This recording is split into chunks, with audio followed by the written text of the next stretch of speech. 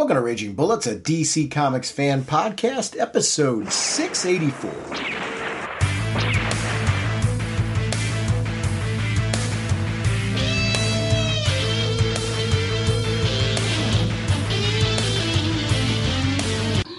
Welcome to Raging Bullets. I'm Sean Whalen, drnorge, and I'm joined as always by my co-host Jim, the sensei of the whatnot, the master of speculation, the duke of the sultan of strategery, the bridge defying, is very afraid that Sean is going to try to use him to charge his cell phone after reading the new Flash crossover, because he remains the elder statesman of the podcast, Segulin. How's it going, eh? Jim, on this episode, we're going to be talking about the Flash 792 as part of that 1 Minute War crossover, and we're going to talk about Detective Comics number 1068. We are sponsored always by DCB Service and InStockTrades.com. Jim, can you tell us what's going on over at DCBService.com? You know what I love to say, 50% hardcover. We have DC Dark Crisis on Infinite Earth hardcover, 50% off, $19.99. We have Dark Crisis Worlds Without a Justice League hardcover, 50% off, $12.49. Dark Crisis Young Justice hardcover, 50% off, $12.49. And DC Pride, the new generation hardcover, 50% off, only $9.99. Thank you, DCBS. You're going to have to indulge me on one of these today, but at InStockTrades.com, they have some deals of the week, and I'm going to gush about all of them because they're cool books. We have Aquaman, the King of the Seas, 80 years of the King of the Seas. This is that collector's hardcovers that they've been doing these series with, a lot of them. They're really, really great if you're somebody who would like an overview anthology that has multiple issues from the span of the character's history. These are $30 hardcovers, 50% off, only $14.99. It's a great collector's item. It's something nice to have on the shelf. It's great to pick out and read. I love these books. I'm a huge fan. Batman the Dark Knight Detective. I've been collecting these. They're on volume 7 now. $24.99 regularly, 50% off, only $12.49. These are great collections of some of terrific Batman stories.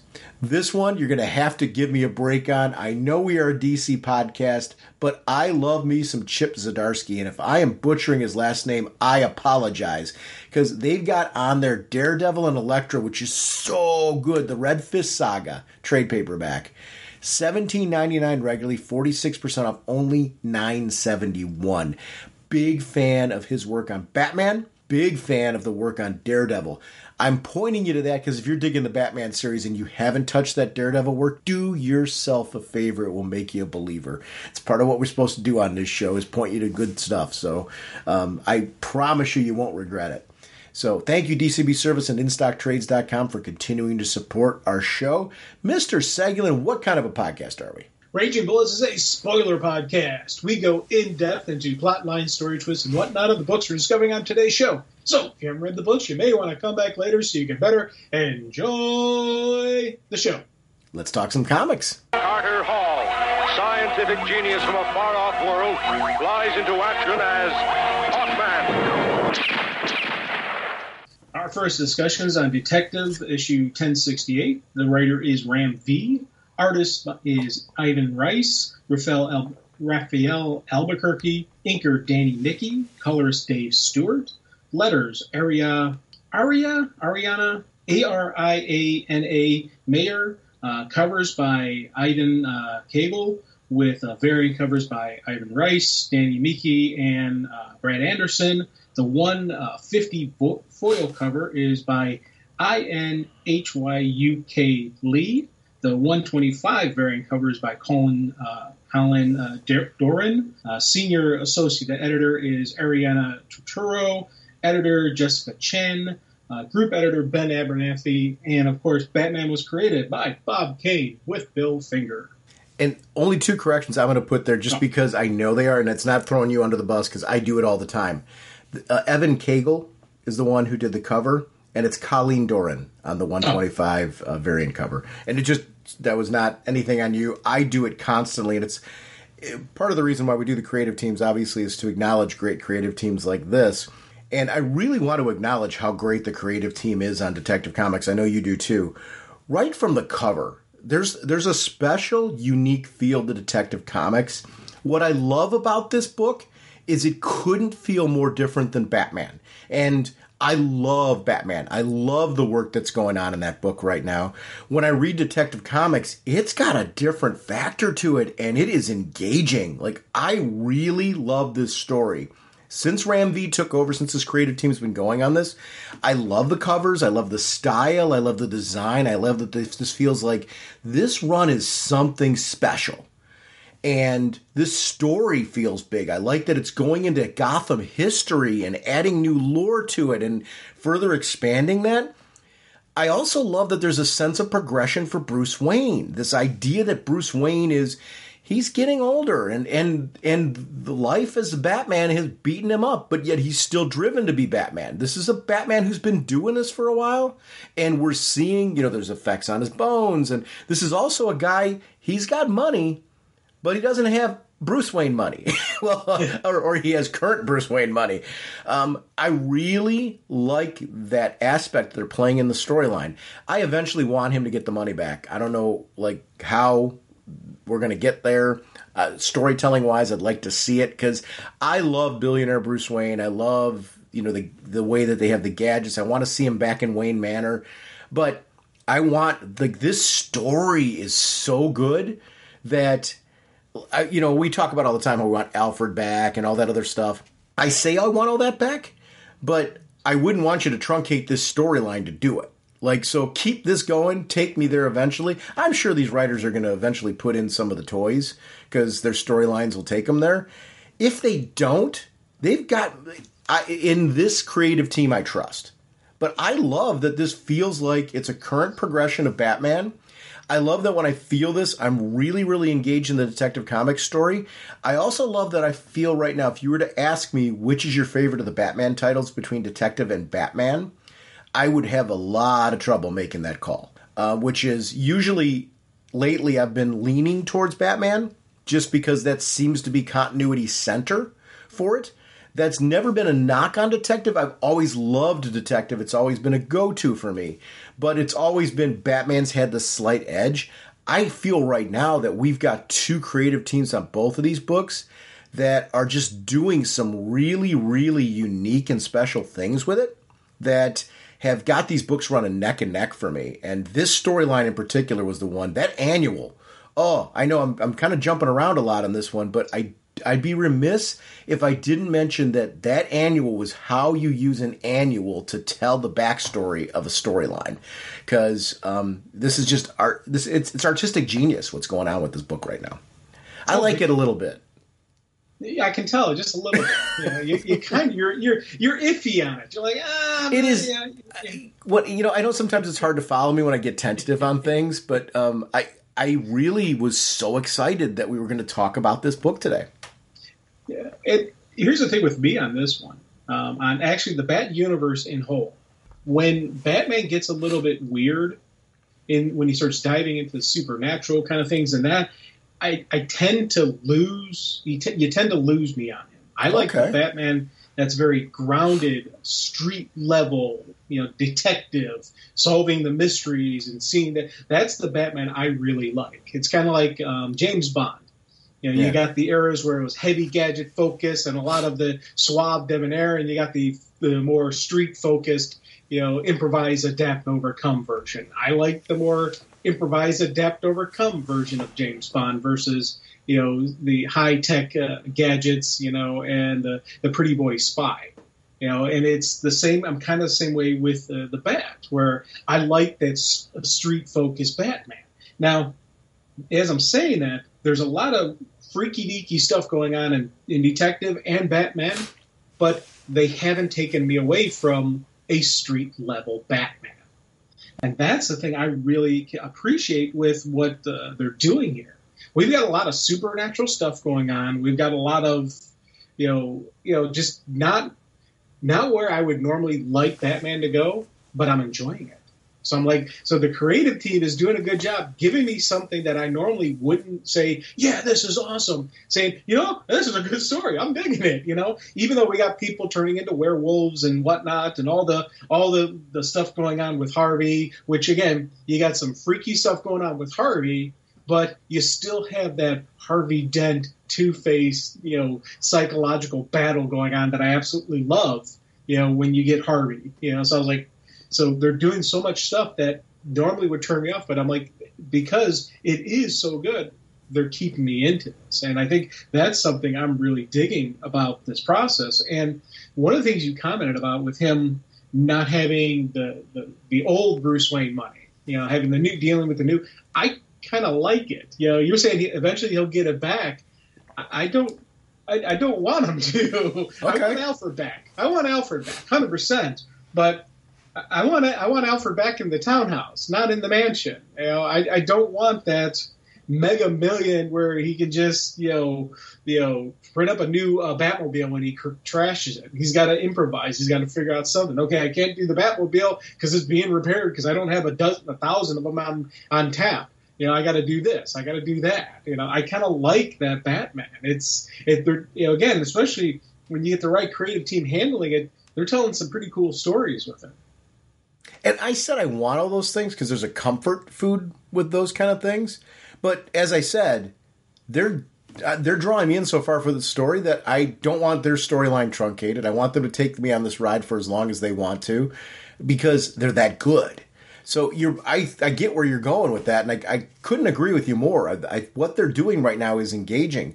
And I think some of that is the unique explorations that we're getting. So you mentioned the pieces that you like about Bruce, and then you mentioned Two-Face. And when you look at Two-Face, this three-front warfare that they did with Two-Face here was great.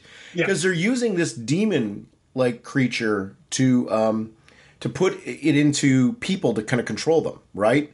To guide them. So they did that with Harvey.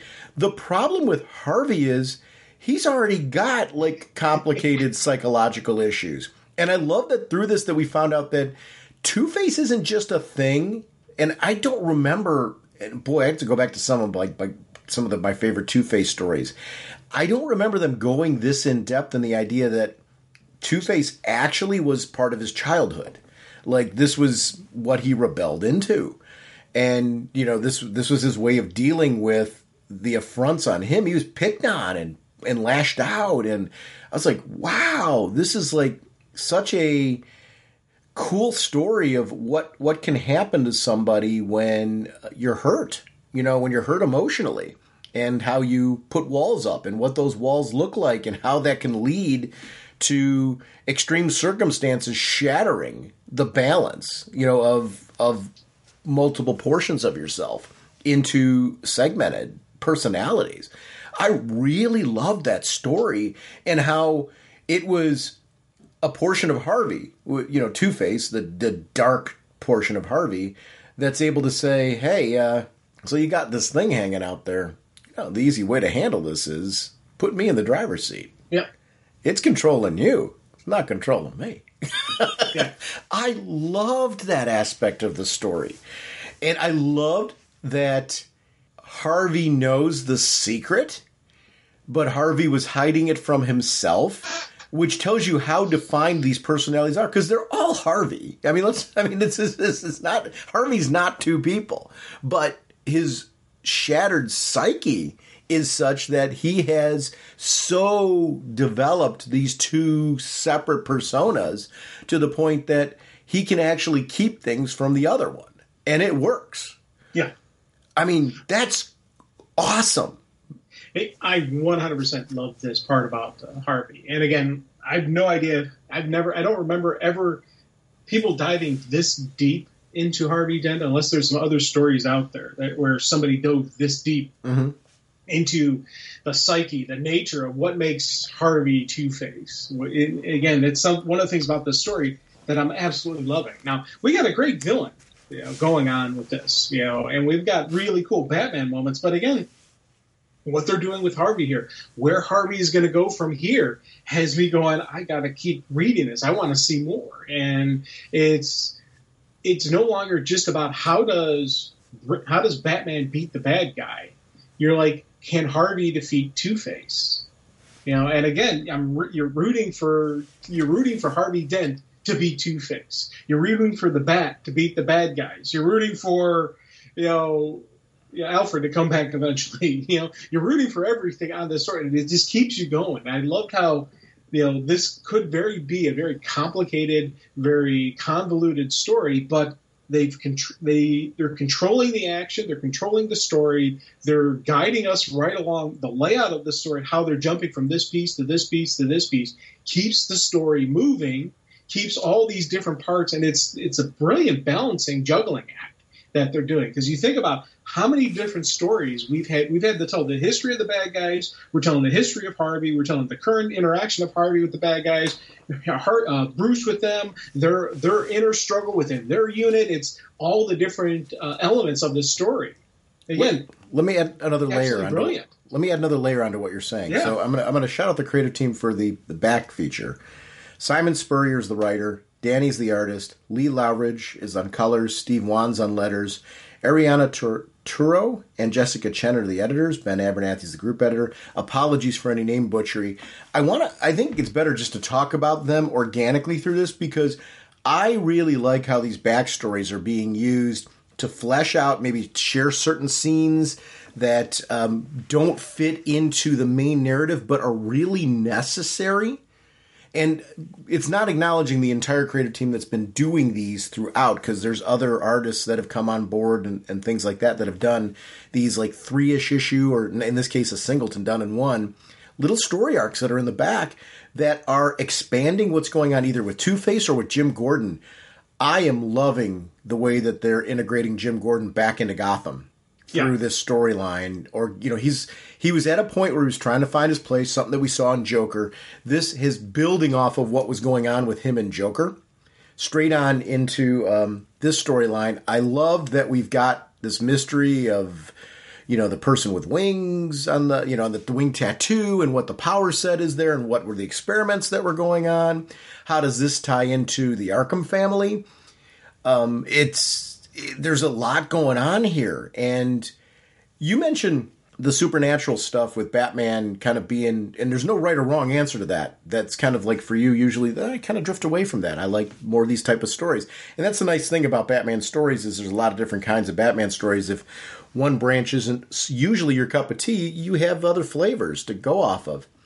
As a kid, I've always been very comfortable with the Batman supernatural stories because of, I think it was 78 were the big records, right? Is that 78 RPM? Yeah. Is that the big ones? Yes. So I had a lot of those book and record sets growing up, and it was the Batman ones that I played over and over again. Well, I had one that was a 2-sided 78 RPM, and it was Batman and Sherlock Holmes, which was Sherlock Holmes was like it was like hinted at that it was the ghost of Sherlock Holmes kind of in there. But it was a supernatural story, and there was a Batman story with Man Bat. There was a Batman story with Gorilla Grodd that I had on book on record set. But the Man Bat stuff and the Sherlock Holmes stuff and all that was very supernatural in its nature. I mean, even though you're kind of like, well, Man Bat's a serum, as far as when it gets there still was that vibe of we're getting more into science fiction. With how, especially in that era, in the 70s. And it was just really, really amazing. I think I've always had that comfort level since then of Batman being kind of this grounded detective in the supernatural piece. So that's where my joy of this comes from. Maybe it's a different reading experience that we had. My exposure to Batman back then was these giant comics with record sets where I was pulled into, because there was music and mood and sound that went along with all this. And it was a cool way to like kind of, ooh, Batman can go do this. It was neat. So this is like revisiting that element where it's got this cool exploration of Batman's world. I feel like this is fresh. It's a lot of what you were saying earlier where you're like, I don't know how much of that I want to go back, Sean. I don't know that I agree with you on that. I get where you're going because the fresh vibe of this is the progression, right? We feel like there's been some progress. Yes. For me, when I say I would like to see elements of that come back, what I mean is, I like when he's able to do these crazy gadgets and you see like the coolest new Batwing or that type of thing because he's Batman and he can just create those things. As you were talking about, though, I like when the Batmobile's down, he's got to get creative and come up with, some clever gadgets and gizmos to do that without having that money backing it. And all I was doing is nodding as you were saying it. I'm like, he's right. I'm like, that's super cool. And it's all story-based, right? So for me, anything that I say that's on my wish list that I'd like, including Alfred and all those things, I don't know that they're necessarily going to give me any of those things. I don't know that I really care because I love this so much. But if I had my bucket list, it's like, yeah, do I eventually want him to see him eventually have money back? Yeah, because I just want those stories. I get those same story fixes, though, from the Elseworld stories, from the stories that are out of the current continuity. So they're there, and I'm still getting them, so I'm getting my fix. I don't want this truncated in any way, shape, or form. I don't want this forced to do anything that it's not meant to do. There is an energy here that's being released by the current creative, both on this comic and Batman, that is outstanding right now. And they have followed some amazing talent on both books. I want to be clear. When I say that Detective Comics has always been a little bit behind Batman for me in recent years, it's always been an outstanding book. It's just I haven't had that neck and neck vibe of, if both books are coming out the same day, which one am I reading? I would have a tough time on that one. Yep. Maybe I'll read them both at the same time. But they're that good right now. And the art, I really love the art teams that are involved in this. Very different art team in the back that's in the main book. I actually was interested to get your vibe on that, because when we do get to these stories in the back, to the point of the artwork kind of matches more of a supernatural vibe for this. How do you like that? Because you and I know we have different art tastes, which is very normal. I know maybe the main part of the book is more of the artwork that's normally your style, whereas the stuff in the back I always love. I know sometimes maybe it's not as much your cup of tea as mine. And there's been different creative teams doing the stuff in the back, but It's still been more of that, like, it's really been a lot more of a supernatural vibe, even in the art style. Oh, big time. Big time. And again, it's one of those things, I like how the art style is fitting that story. Mm-hmm. If gun to head, is that my choice? No, it's not. I prefer more of, what I call my classic comic book with a modern twist to it. That's the art style.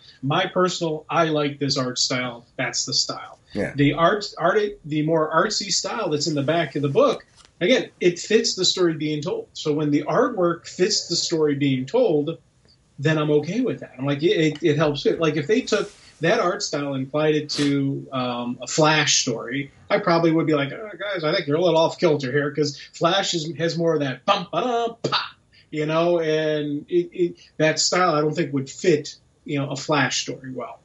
Whereas it's perfectly fitting the story they're telling. Because, again, it's that little bit of supernatural, little bit of the freaky-deaky kind of, style. So you need the more artistic style to it. Now, when I say artistic style, I'm not saying the other styles aren't art. They are, 100%. It's just, in my levelings, how I designate different stuff. I have some that I say are more artistic, some stuff I say are more classic comic book. So those are the two big, broad categories for those of you who aren't aware of the multiple levels of the tiers of whatnot that I have going on when it comes to artwork. That's what I'm saying when I say more artistic. It's more of a different. It's less of the traditional art, the traditional classic comic book style. And when you start getting that, that's where I say, okay, that's again, that needs to fit the story. And when they start playing that kind of stuff, when they start doing that stuff, then I'm cool with it. The struggle in this story arc and I'm going to have to talk about some of the issues leading up to it, just kind of organically, with Two-Face. We had a Two-Face who was about as cured as you're going to get, where Harvey Dent was back and was trying to make it work as Harvey Dent. This whole demon storyline, not only did it add a third personality or third element into Harvey's situation, but it brought back Two-Face from the ground up. Yeah. And really defined for us more of what Two-Face is and where it comes from in Harvey's soul. And seeing that come out, like seeing this battle between Harvey and Two-Face over helping Bruce, even in that situation where, Harvey knows he's giving up a huge piece of himself right here by letting Two-Face take over and making that call to finally say, okay, do I let this demon run the show? Where I'm still in the driver's seat, but I'm continually compromising myself in everything I believe in. Or do I let this other part of me take over, fully take over, and let this other part of me know this secret that I've been keeping about Bruce all along? Yeah. I love that the layer makes sense. I love that it makes sense that Two-Face is brilliant enough that Two-Face, because we see Jim Gordon kind of hinted the fact that he knows, but he doesn't want to know. And he's fought very hard to keep himself from fully knowing. Yeah. So this idea that, why didn't Jim figure it out before now? Well, I don't know that he's pushing the clues away. He's not letting himself see the clues. The opportunities present themselves, and he deliberately, the bandages and all that kind of thing. It's almost him giving himself plausible deniability, right? Yep. And I really like the fact that there was an undercurrent there of, I know, but I don't know. I don't want to know. I really don't want to know. And Harvey's going through a certain parallel with that. I love how that story's playing out, especially with them being kind of the big three of those early years of Batman history, where you sit there and go, of course they would either have the ability to find out pretty quickly in Jim Gordon's case if he really wanted to, or in Harvey's case, just flat out knew and made the decision because of the way his psyche works. No matter what's going on between the two of us, I'm still going to have the back of my friend and not reveal this piece. Yeah. Wow. Is that deep or what? I love that. And it fits the story so well. See, and it's funny. I always thought Gordon knew. He just never admitted it. And now we're getting to the point, and again, that sequence where he's wrapping up the face and all that stuff, and he really explains it. That is so much better than Gordon knowing and not just saying. He's physically willing himself not to answer that question. Mm-hmm. If he ever truly asks himself that question, who is underneath the cowl, he'll know the answer immediately. Agreed. So what does he do? He never asks himself the question. I absolutely love that about Gordon. 100%. It really does show, because he doesn't want to have that responsibility, that that it would ruin him and Batman's relationship if he knew who was behind the mask. And I love that. I love just that notion and just that concept of who is Gordon to Batman, but also, and then yet on the flip side, who is Harvey to Bruce. Yep. And it was a really cool, we have two people who are each protecting their friend. And they're protecting their friend from themselves. It was absolutely brilliant. I loved that. Yeah, in their own ways. And I really, really like that. And in some ways protecting themselves. Or protecting Bruce from elements of themselves. I mean, there's all kinds of different ways, because the danger for Jim is, if Jim knows, Jim's got certain responsibilities. When he's been a police officer, he's got a responsibility. There's been many, many times where knowing who Batman is could have caused some serious problems. Yes. And I think, he's making the tough choice for a lot of reasons. Wow. It just, the layers that adds to the way these people live. It also adds layers to when, Jim and Bruce have that sequence where Bruce is like, it's really good to have you here. I really needed you here. And Jim is internally going, I was afraid he was going to, I was afraid he was going to say that. Yeah. And, because Jim doesn't want to get pulled back in, right? Yeah. He wants to be needed, but he doesn't want to be needed, in certain ways. And that's the balance that he's going through right now, right? That was his biggest concern was, he didn't really realize it, that deep down it's that need to be needed, to not be expiration dated, shall we say. And I really love that this story's been exploring character in such a great way, because we've got the great introduction to new villains with what they're doing with the Arkham family and giving it a rich history, and really adding this sense of, because their whole strategy was brilliant with what the Arkham family did with the League of Shadows, the way that they baited them in to attack them, and then they come out looking like the heroes of the city. Like, we were victimized here, but we're not shying away. We're going to come and help clean up the city and all that. And Batman, unknowingly, was moved into chess play of being the guy that is going to help validate them. Like, he saved them from, the big bads. And, that's about as close as you get to an endorsement, right? And it made them look really good in the papers. I love the way that they're using the media. And it adds that sense. They gave me that sense of wonder that I had when as a kid, I first was introduced to Ra's al Ghul. And there was like this idea of like, oh my gosh, in Batman, we've got this guy that's lived for like ever, and can keep, through these Lazarus pits, keep rising.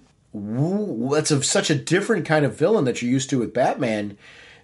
That's where this supernatural piece coming in has some familiarity to some of the things that I thought were really cool when I grew up, but they're adding new elements to it. This is a whole other layer of Arkham of Gotham City. It feels a lot like what I thought was cool about Court of Owls. Yeah. When it was introduced. Like, it was adding something new. Hush had elements of that too when Hush was introduced. What I think isn't the onus on writers going forward, and it's the same thing with Court of Owls, you've got to be really careful how you use these properties, because Hush, I think, has had some great stories, and Hush has had some okay stories, where they've been good stories, but nothing that's like really made you go, wow, I remember why I loved this villain. And I think it's the better stories have defined Hush. Bane had that problem too, where like Bane's had like a roller coaster ride where, he's never been a bad character to read, but there were times where Bane was not really understood completely by the writer, or maybe the direction they were given for the story that they were doing. Yeah. And, however that looked, and you had a story that didn't really capture what made Bane a cool villain. This Arkham family really has the potential to be another like mainstay, another game-changing villain. They're already doing it in this arc, and the onus is not only on this creative team, but then any ones that come afterwards that end up using these characters to use them in a way in the future that progresses them, moves them forward, and keeps this flavor. Because this is a very atmospheric book right now, and that atmosphere is pretty critical for me. Like, I feel like I'm being transported somewhere in this story. It's very stylized. Oh, definitely. And it's funny, because I see this story arc, as well as the story arc currently going on in Batman, as being additional game changers for Bruce and his various, for Bruce, but also for the people around him. Mm-hmm. We're seeing clearly Gordon, becoming a player again in the Bat universe in some capacity. We're seeing, I'm thinking we're going to see League of Shadows 100% become a major player again. We may see an Al Ghul return, whether it's Talia, Raz, or I don't know, something else. But the League of Shadows is not going to be an afterthought anymore after all this stuff going on. We're going to definitely get some cool stuff. And we have this new group coming in how are they going to settle, when the dust settles? Are they still going to be around? Are they going to have to go slick away back into the shadows, back in, away from Gotham for a little bit to strike back later? I don't know. And that's the thing that I love about this, where I'm like, I can see them still sticking around. I can see them, leaving, because they've got bases of operations outside of Gotham. I can see them leaving Gotham to re-strengthen and then strike back later on, or I can see them hanging out in Gotham and sticking it out. I love the fact that I don't know where these things are going to go, but I know we're definitely going to get some changes. And as I said, we're going to see some changes with Bruce, I think, coming up in this year.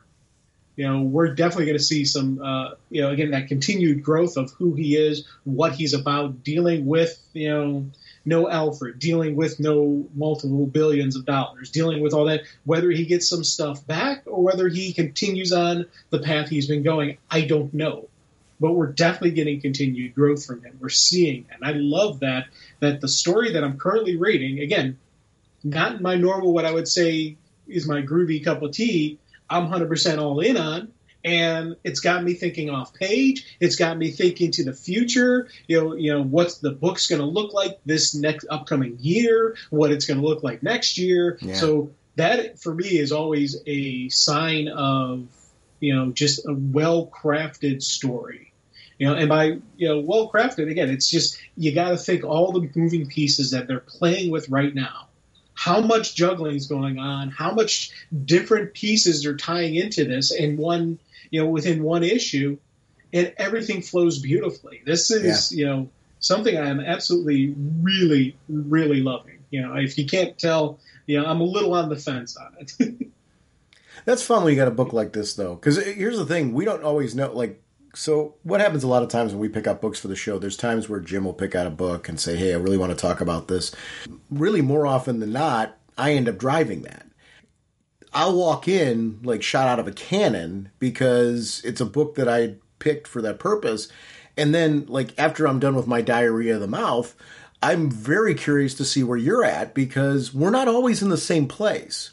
Even if we like a book, there's certain variations as far as, if we both like it the same way, case in point of this one, we're still coming at it from a little bit of a different angle, and I like that. I like that there's certain things that you're liking that I like too, but you're more rock solid in, I kind of like, not as rich Bruce. Yeah. And I get that, and I do too. I mean, this story's hitting it out of the park. So they've completely got me hooked on this. But we might have a different wish list coming out of this, which is kind of fun. We haven't talked a lot about the Arkham family. And I like this Prince, Arzin, but the idea that the Prince is the heir apparent, the favored son, the Prince, he's the Bruce of this family. And he comes in and recognizes that Bruce Wayne is the enemy, but is trying to befriend him. And there's parts of me that's even though I know why he's doing it, he's getting to know the friend from the inside out to take him down, I like the friendship. Yeah. When you see Bruce and Arzin play off each other, it's really good because you don't always get these opportunities to see Bruce Wayne, I'm sorry, let's be very clear. Bruce Wayne developing these friendships. And when they're done in the story, I like Bruce Wayne as a character just as much as I like Batman. So I love that this is not just Batman interacting with Gotham. This is Gotham's legacy favorite son that Arzin's realizing, let me start smoozing with this guy because, quite frankly, let's show that, we're moving beyond his world. And in many ways, he's befriending Bruce to eventually degrade and, and replace. Yeah. And replace Bruce as Gotham's favored son. Well, again, to have the best villains going up against Batman, they got to have some intelligence. They've got to have some strategy. They've got to, play the game, whether it's just in the costume, out of the costume, and both.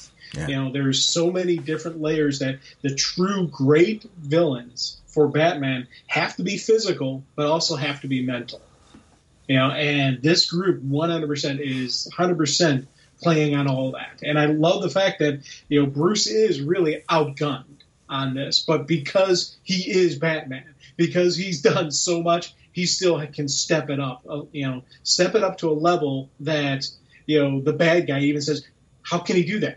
That's impossible. I love when the villains realize, okay, he's beyond what I thought he was going to be. We've got to go even farther. And that again, showing improvising, showing just the villains having that gut check moment where they got to step up because they're up against freaking Batman. It's absolutely wonderful. It's interesting to see the parallels that Harvey's making between himself and Bruce. Yeah. That Bruce has a demon inside him, too. And we've seen this in Batman storytelling, this idea of this beast. It's stuff that came out of Metal and was further explored there, but it's been explored, since then. I really like that there's still more understanding to the rage of Batman, what drives Batman from... a lot of this stuff matches some of the things we even saw in the Pattinson film, right? Yeah. And I really like that we're just getting these elements of exploration of even his character going forward, where there's something to see there. I love the cliffhangers at the end of this because, oh my gosh, how much more can you cram into this?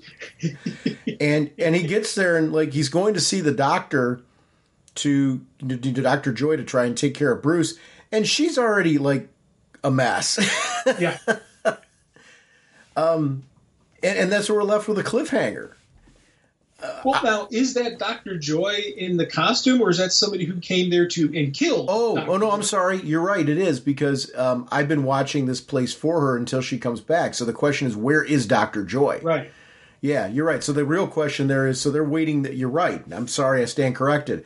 Yeah, it's Harvey's there to see Joy, but Joy's not there. Well, Two-Face is there to see Joy, and I love that. Yeah, exactly. Yeah. Oh God. And again, I love this. He's got to take him to the doctor because of all the stuff that that they did to him. The physical level of a beatdown, the chemicals, the poisons, everything they did, and he still got up. I love that sequence. When he's just struggling to get to his feet, and he gets up, and he's got that again, the brilliant on the artwork. Where when you see Bruce standing. Even though he's completely infected with whatever poison or whatever they pumped in him, he's got the bloody teeth and he's just got that primal look to him. This is one of those moments where artwork and storytelling, when you've got your art team and your writers working together and working together well. Yeah, well said. Because you mentioned before how when Harvey starts doing that comparison between him and Bruce, and you do that full page spread where you got Harvey on one side, Two-Face on the other. You flip the page, you got Demon Bat on one side, Bruce, Batman on the other side. Brilliant usage of artwork, but just again, I absolutely loved how this thing played out and how it finalized. Again, brilliant story. Love this thing. Can we talk about the Flash? Oh, definitely. Hope this craft can withstand this powerful force. Jim, before we talk about the Flash comic, and this for anybody, if you haven't seen the Super Bowl trailer and have no interest in it, give us like a few seconds to talk about this Super Bowl trailer, because I'd really like to just unpack that piece, because we haven't had a chance to talk about it. So during the Super Bowl, a trailer aired, and then there was an extended one on YouTube. I'm assuming you watched the YouTube version? Yeah.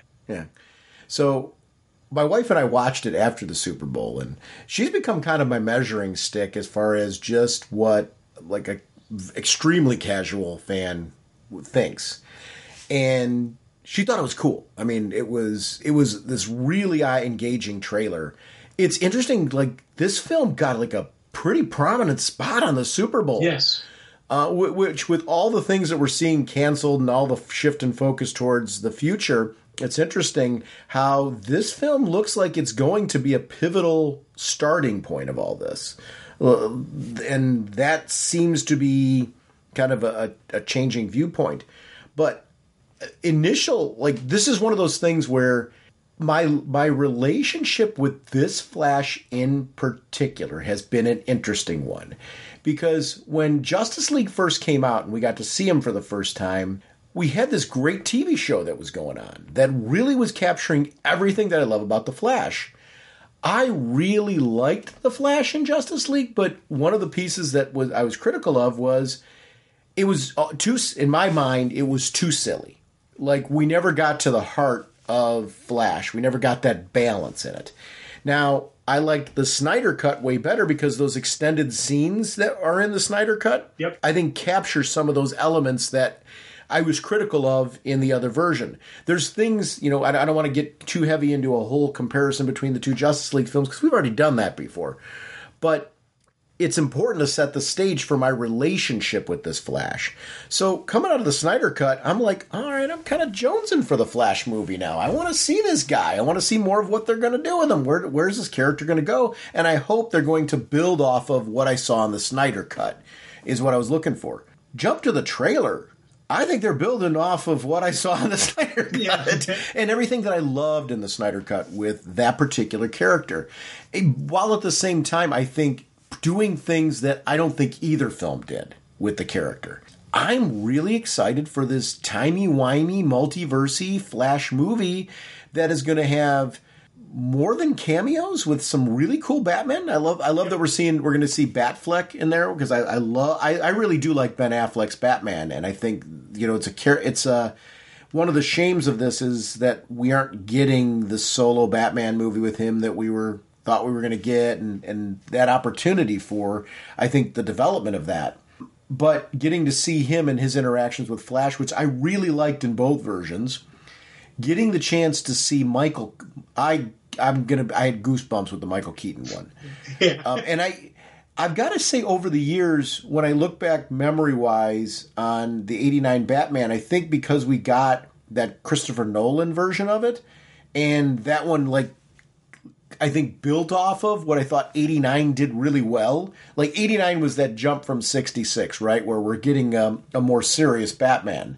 Well, then Nolan took it and went to 11 and beyond, in my mind. So my expectations were set real high. So when I thought back to the 89 version, I was always I really enjoyed Michael Keaton's movies, but my preference is on the Nolan stuff, and that's it. I did recently, after we did the read-through of the Batman 89 revival comic and how much I enjoyed that, I'm I'm going to go back and watch 89's Batman and Batman Returns. Boy, Keaton really did a great job in those. I really, really, it took me back to when we were in high school because, that 89 film came out. You and I were graduating. I mean, that was our year. That was our senior year. And they're nailing it with a Batman movie. And there was a Batman craze at that time. And it was, we all knew, everybody we knew saw Batman, right? It wasn't like if you were a comic book fan or not. That was the thing to do then, was to go to see the Batman movie. Am I treating that one wrong? No, that's 100%. That's spot on. Batman in 89, everybody saw that, and it did not matter whether you were comic book geek or whatnot. 100% everyone was going to see that. That was a major motion picture, for everybody. And I thought that was something that we always have, that nostalgia towards that Batman. Because, again, as you said, that was our senior year of high school. That was really, I still remember seeing it. I still remember the people I went and saw it with. And that's how weird, how much of a connection I have always had to that movie. And I've seen it multiple times since then. And I always have that nostalgia, little nostalgia smile that I always, do. And at the, when the Super Bowl ad pops up, come on, when he does I'm Batman, I'm yeah. Yep. You still remember in the movie when he first did that, and the birth of the Batman voice for all practical purposes for me was when Michael Keaton did it, and so I think it's so I 100% I'm going along with what you're saying on there, and I liked how the trailer gave us enough of the story so that us people, those of us who are familiar with Flashpoint, we know exactly what's going to happen. We know how it's going to play out, and we're going to wait to see what kind of swerves they do in the story and get kind of stuff. The non-people who aren't familiar with Flashpoint, the civilians, the muggles, the normies, whichever one you want to define them by, they got enough of a taste of it that they can kind of get an idea what's going to happen. Yeah. But they're not going to. But it didn't spoil any of the surprises, because I heard some criticism from some people that they shouldn't have showed Michael Keaton, that should have been a surprise in the theater. And I disagree with that. I think that was, I like how much they showed. I like the fact that they do show, him running around the Batcave and actually showing the Michael Keaton Batmobile, bringing that back, which to me is still a cool looking car. I liked how much detail they did do in the Super Bowl ad. I thought they needed that enough to remind people, of just, what we got going on here. So I'm all excited for this. Again, I want to see where this goes. I would love to see continuation of, that Flash universe, which would mean kind of the continuation of that universe's Superman, Batman, and Wonder Woman. I kind of want to see all that continue on. So I'm really curious to see how well Flash does. I want to see what they're thinking about because, again, they've given us a bunch of ideas on where they're going to go from here. We know what's up next. We have, they've laid out the groundwork for us. So let's see how this plays out. There's also an opportunity for them in this, though, to, okay, some of this stuff is rumor, and, who knows how true it is. So I want to make a caveat now that now I'm going to go on some speculation pieces. There's rumors that they reshot the final scene, which makes a ton of sense when you think about it, because this is a great movie to, if you're going to mess around with time and stuff, to put something in the conclusion that explains kicking off a new universe, right? Right. There's a great opportunity to do that with this film. Be crazy not to. Fingers crossed that they did do that and they do it really well. I've heard rumors that, maybe we'll get a Christian Bale Batman somewhere in that piece. That's a rumor. So let's, and who knows where that speculation's coming from. Some of that I think comes from the motorcycle that was in the shot. But that could have easily been Ben Affleck's Batman on that motorcycle. Who knows where we're going with that. But I really, really enjoyed the trailer. It got me excited. I'm 110% in on that film. I'm excited. My wife wants to see it. And nice. And the reason why I'm excited she wants to see it, it's, first of all, I'll enjoy going to see it with her. But I also kind of take that as my gauge of, is this something that's, is she coming just because I want her to go, or is she coming because she's intrigued by it? And I felt like that trailer got her intrigued by the film. Oh, nice. Which is good for the film, because I'm an easy, you and I are both. We're easy. They're doing a Flash movie. I'm going to go see it. Yeah. Like, here's the thing. I see, rumors about that Batgirl movie. I hear everything from, it was terrible. That's why it couldn't be released, in its current state and stuff like that. If they released it tomorrow, I would be their opening night. I mean, it's, and guaranteed, I want to see that film that bad. Now, if it's a bad movie, it may not generate to ticket sales with a larger audience. So there's a big difference between that. I think this has the potential to be a movie that hits it out of the park with the audiences. I'm glad they gave it Super Bowl time. That's an expensive... you got to really believe in a film, I think, to put that kind of investment in there, especially nowadays, because I hate to say that films are risky ventures, but with advertising dollars, they really are right now. Yes, big time. And everything going on the personal side with the actor, I'm really surprised. Me too. That they were willing to spend that much money. Mm-hmm. Because it's the Super Bowl ad, and it was early Super Bowl even. It wasn't like, we're buying time in the second half of the Super Bowl, where it's still ridiculously high, but it's not as high as first quarter, near the opening kick, a little bit after the opening kickoff. That's some prime time of expenses. And I don't know the numbers off the top of my head, but I want to say over $1 million a minute. So if you do an extended trailer, you're looking at multiple millions of dollars just in that one ad, just to air it, on top of all the other costs and expenses for that ad. So I was like, that to me, it says the company is backing this movie. So yeah. I was very happy with that. Yeah, it's very, very interesting to see, where that's going to go. I hope, for the sake of the actor, and I want to be very, very clear. I'm going to put a disclaimer in the front here. I have not followed super closely everything that he's done. I know he's made some mistakes. And I mean, when I say mistakes, that might not even be the right word. So let's be real clear off of that. So please don't sit there and think like I'm making light. I think every time you blink right now, I've got Apple News, and I've kind of stopped. I stayed away from like a lot of celebrity gossip and all that stuff now, just because it seems like all of that is just negative stuff that's going on at the moment. And I'm really trying to focus more on just positive things, informational things that are just going to be a benefit. But obviously, because it's a Flash movie and there's an interest there, I've followed some of what's been going on with them. And boy, he's made some sizable choices. I mean, so I get, where there was some concerns with him. I know there's been apologies made. I know that, obviously he's had to do some things to make the studio believe that, like, he's getting his act together. You always hope for that there's been amends made, and I have no way of knowing what that's looked like, or if anybody that was a victim in any of this was properly, addressed or anything. So I want to be really clear on that. But I hope that's the case, because there's been actors over the years and actresses over the years who've stumbled. and fallen, and flat out fallen.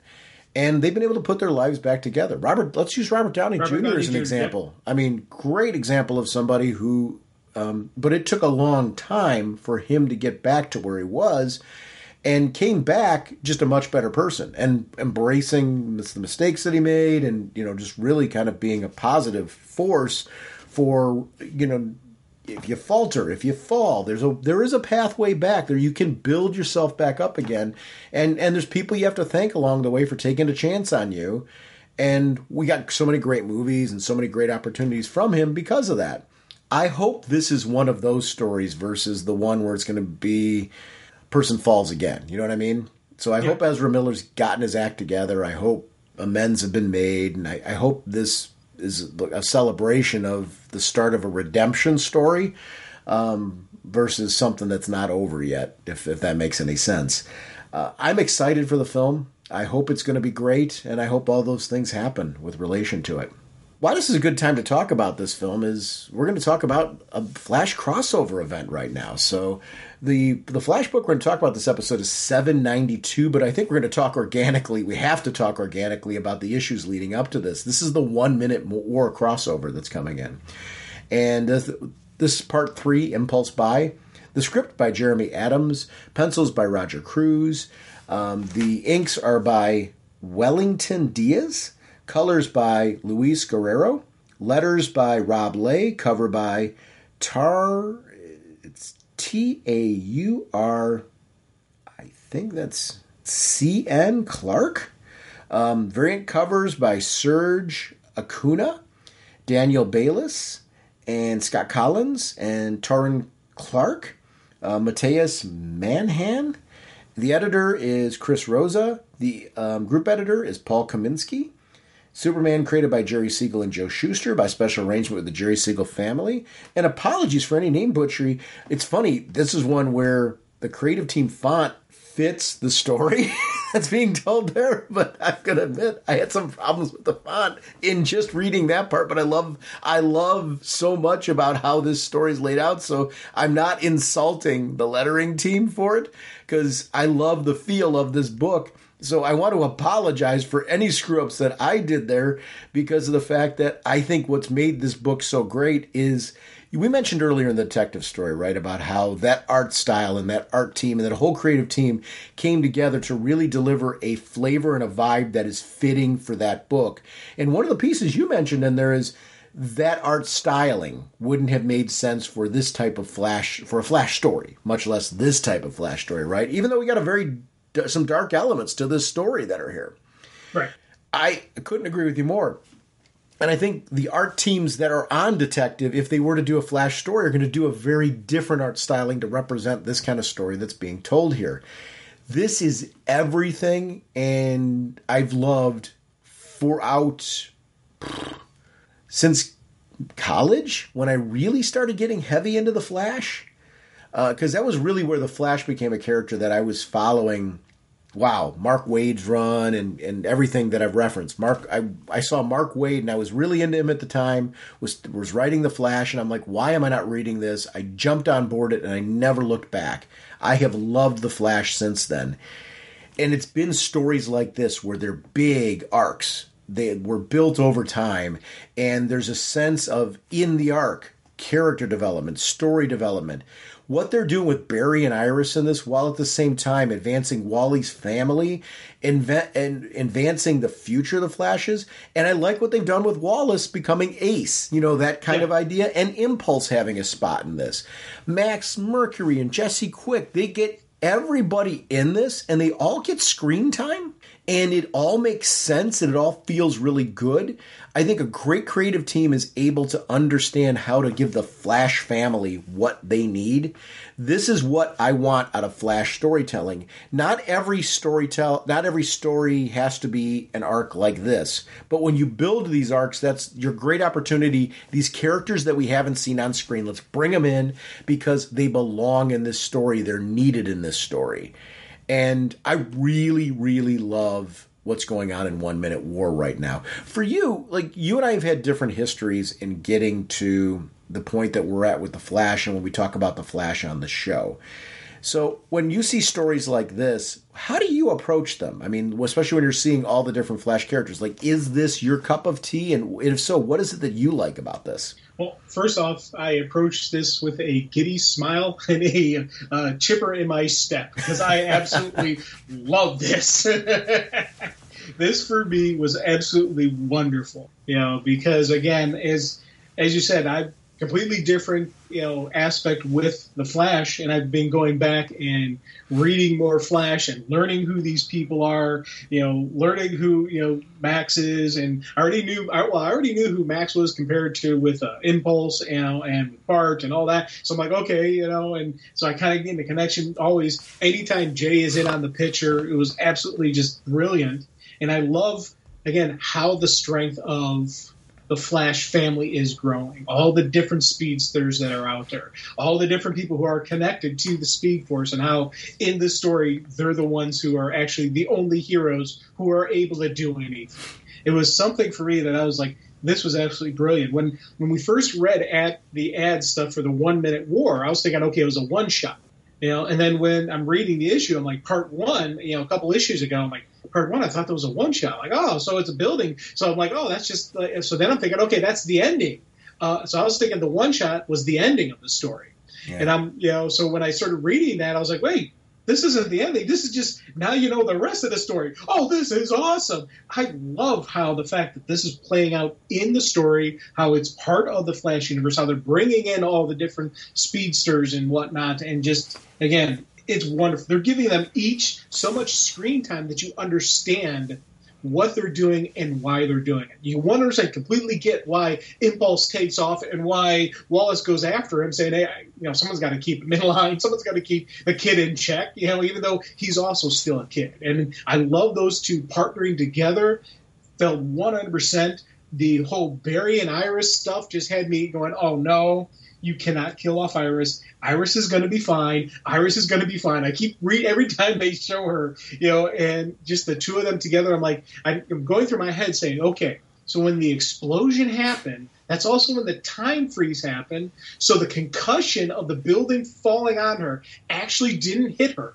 So by Barry pulling her out of the mess, she actually doesn't get crushed and she's okay. She's going to be alive and fine. And that's what's going through my head right now, that Iris is going to be fine. Iris is going to be fine. And 100%, the story leading up to this, just they gave enough time for Barry and Iris. If you know, but if you're just jumping in for this, you don't know the lengthy history. You don't know what's going on between the two of them. So they gave them enough of a page count to really bring you up to speed. Why, basically Iris was the one who had to ask why she, had to, why Barry, Barry obviously loves her, but why has he never? Well, they gave us enough time to explain all that. They gave us enough time to explain it. They gave us enough time with, with Wally and, Linda and the kids. They gave us enough time with Jay. They were doing a brilliant job. Again, you're talking a juggling act. We talked the juggling act in Detective Comics on all these different characters that you have to go through and give them enough screen time to advance the story and whatnot.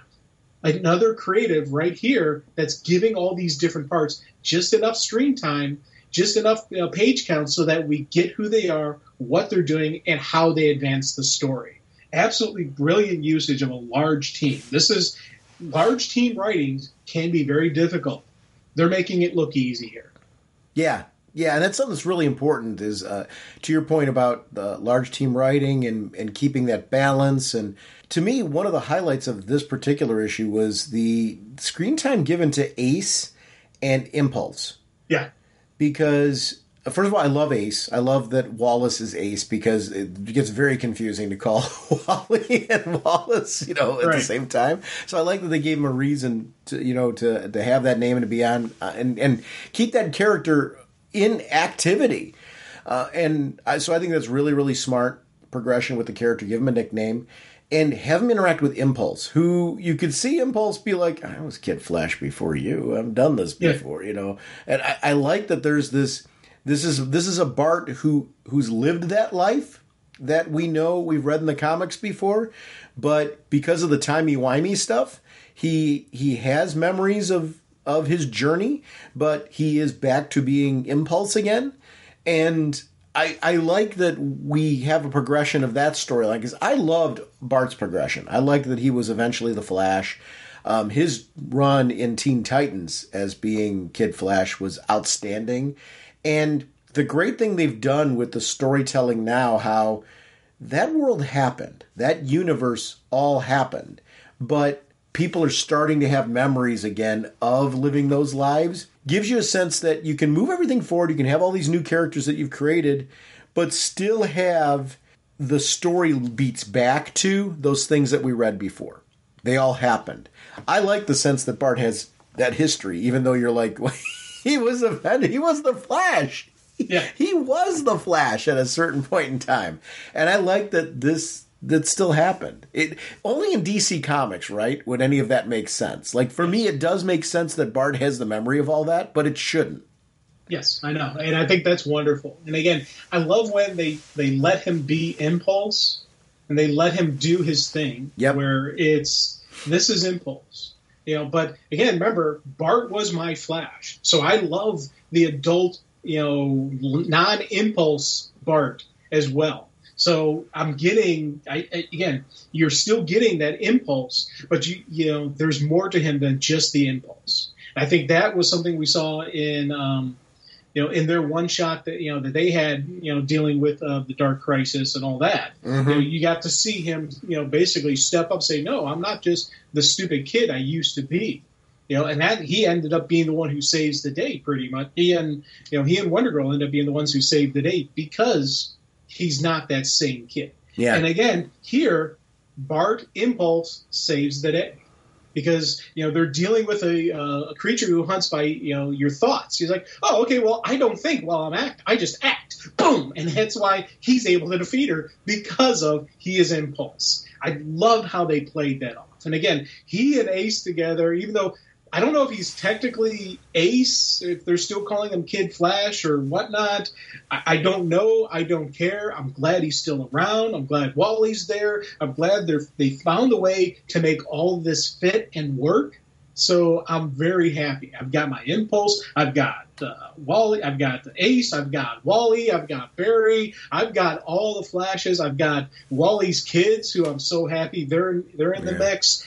They're doing absolutely wonderful stuff with Flash. And I'm so happy that the 1 Minute War is really a series, not just a one shot. Like I initially thought it was a one shot.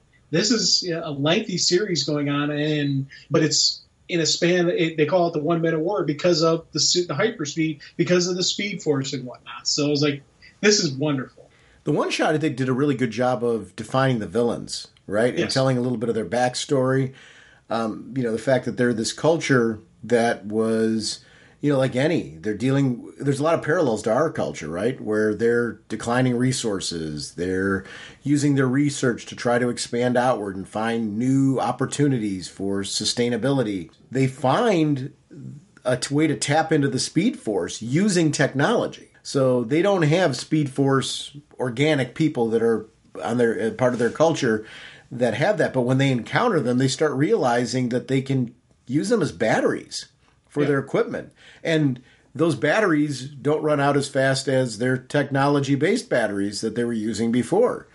It's a scary sort of process to think that you could be captured, and it's also one of the reasons that when they drain these planets of their resources, the speedsters are still able to go around because they want to capture those organics and take them with them. Yeah. So it's an interesting sort of puzzle when they come down to a planet. Everything freezes but the speedsters that are sensitive to the things that their technology is using. I love that the general recognizes the Queen really wants this. She's got this quest and thirst for increased power, and for her ambitions don't really know any bounds. He asks for her hand in marriage. I mean, which is interesting, knowing that that's an affront, and she gives into it. And talk about branding. This guy's got his branding going on something fierce, because he's moved the society severely forward. I like that we get to know that villain in the process, because I think it's something that both of the books that we've been reading for this particular episode have in common is this new villain development, this new increase in villains. While at the same time in that one shot we get in these chapters, we got to see a great appearance for a Godspeed that I thought was really well used in that. And I was wondering who that was when I kept seeing it in the shadows. I thought it might be Thawne. I didn't, who is it going to be? That's what I thought it was. I was thinking Thawne, 100%. I was not thinking Godspeed. So when they revealed it was Godspeed, I was like, oh, yes, that's perfect. Yeah, it was a great use for Godspeed. So I liked seeing that. And in the chapter in the conclusion of that, where we got to see Jay interact with Gold Beetle, I thought was a super, because I loved that character, and I liked that there's a further progression of those storylines, which that is a tricky balance, is the fact that I want to see the kids' storylines continue. I like that we have a glimpse into the future for him, that he's going to get more and more in touch with the Speed Force, and eventually have his own costume, and there's going to be another brother, which I think is super cool. The increase of the Flash family is something that's neat. I always loved the future of the Flashes. Yeah, well, and again, it's, because they explained the other brother, and I can't remember which issue it was, but that's why Linda has her powers. Right. Because of the baby. And so when that one shot in the one with the J story in the one shot, I really did love how the fact that he mentions that the first time they dealt with these people, he couldn't tap into the Speed Force enough, so he was frozen, and his sister just uses him as a weapon. Yep. Now, we still haven't seen that scene yet, so I'm looking forward to seeing where they pick up Jay and start swinging him around like a baseball bat. And I love how, again, his progression of his hero, of who he is, there's stuff they mention in that story, stuff that is yet to happen.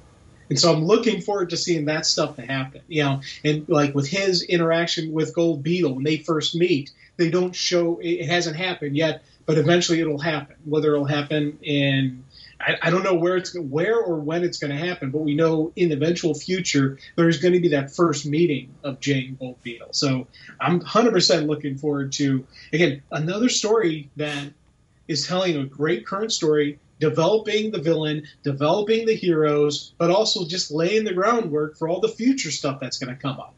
This is the kind of the stories, this is the kind of thinking, the planning that I really enjoy in a book that gets me, wanting to buy the next issue, gets me wanting to read the next issue, gets me thinking off page, hey, wonder if they're going to do it here. What are they going to do here? What's the next deal on this? There's so many different things they can take this story, and I love that. We all have an idea on how this ends, but it's never going to be cleanly what we think. There's always going to be variations of the story, and I think that is part of my enjoyment on still reading this stuff. For all this time, I still get that little surprise. I still get that little shock that, oh, that's cool. I love that. Yeah, and that's really important, that writers are still able to do that. I think it's one of the gifts, I think, of writers who are able to continue on serialized storytelling. I think one of the things that I've been listening to a lot of podcasts recently that have talked about the difference between television now with these, 7 to 10 episode seasons of shows versus, the 22 plus episode seasons that we got. I really think there's room for both avenues of story. There needs to be both avenues of storytelling, because I don't want every comic to be a limited series. I like the fact that you've got books like this that are ongoing, where you're keeping the story going, you're keeping character development going, and there's always issues in between big arcs like this that have the opportunity to spotlight this character, spotlight that character, spotlight this concept, and share those pieces. And I think that's something that you only get when you've got that serialized storytelling. You've got that space that you've got to plug something in, and it's like, well, what would be a great story to tell here? We haven't told this before. Why don't we plug that in there? You don't get that if you're doing miniseries, because you have to be, you're trying to tell your beginning, middle, and ending of your story. There's not really room for like a fill-in issue in a miniseries. There's a point to that. And I think that there's a character attachment that comes from being able to tell stories like that that you don't get anywhere else. And I think this book has done it in droves. Jeremy Adams has been just terrific on this. He took over from a run that I thought was just top notch. I mean, we had this really long run prior to this for a writer who I just think really understood the Flash as a concept. And now we're getting this run where now I feel like I've wrapped my head around the writing style for this particular Flash writer, and I really like the directions we're going in. This feels like I'm gushing about this book now the way that I was the previous run. Yes, and 100%. And that's something that I think is really important.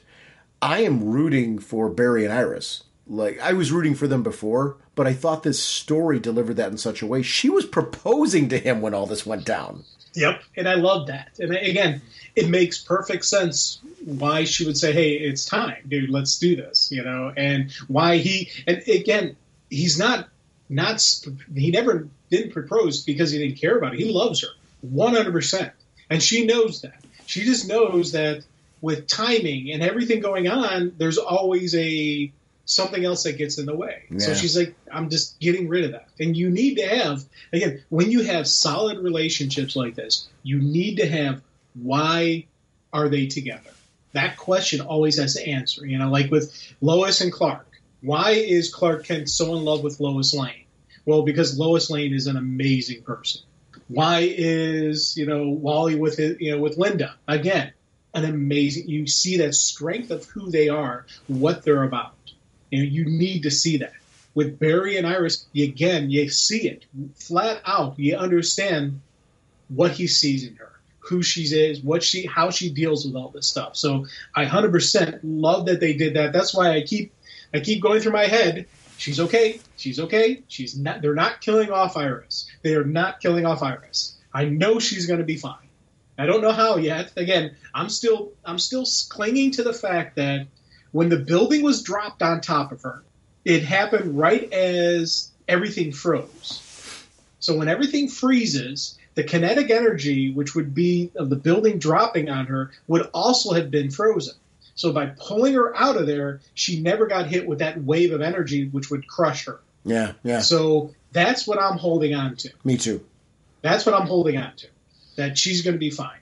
She's got to be fine. They wouldn't do this to me. Come on, guys. Well, they've taken the character off the plate before. I mean, they've done this before. Yes, they have. They have, and they're not going to do it again. I'm with. Oh, wait, listen. You're preaching, and I'm on the same page as you. Like, testify. Yep. So I'm willing to go all in on you being right. I want you to be right. I'm scared though. Yeah. Now, and I like that though. I like that the story has me worried, even though I really am leaning where you are. There should be that sense of danger, right? And the reason why I think we're so adamantly saying it is because we're in denial of the danger. And I love that the story makes you feel like you want to be protective of the character. That's really good writing. Oh, big time.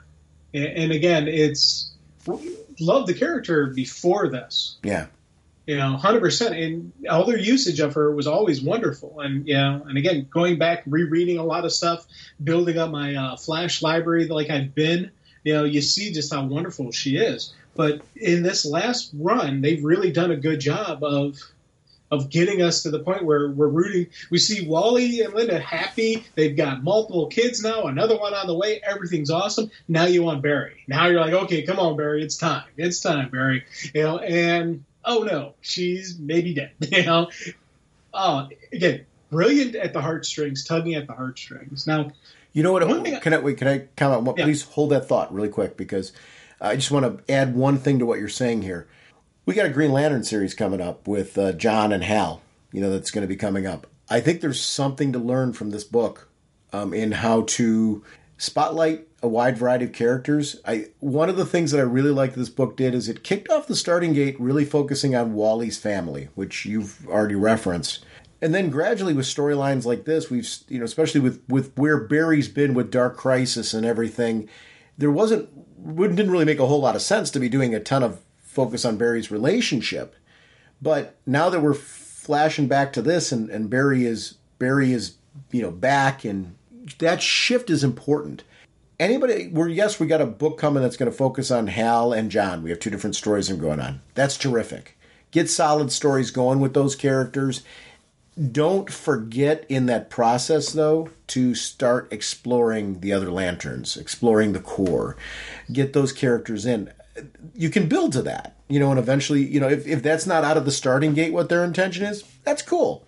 Get to that. Build to that point. Let us see it, because I want to see that. And I feel like this book is just showing a great way to gradually introduce these characters.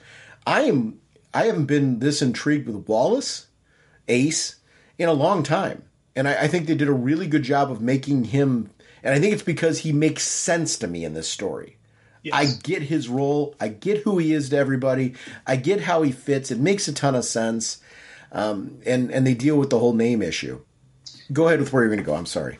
Well, one thing I'm wondering, because I'm looking at the last pages of the issue, and the kid who was in the battery, in the alien battery, I'm still trying to grab completely my hands on, my head around this guy, because is he a member of the alien race? Is he a human?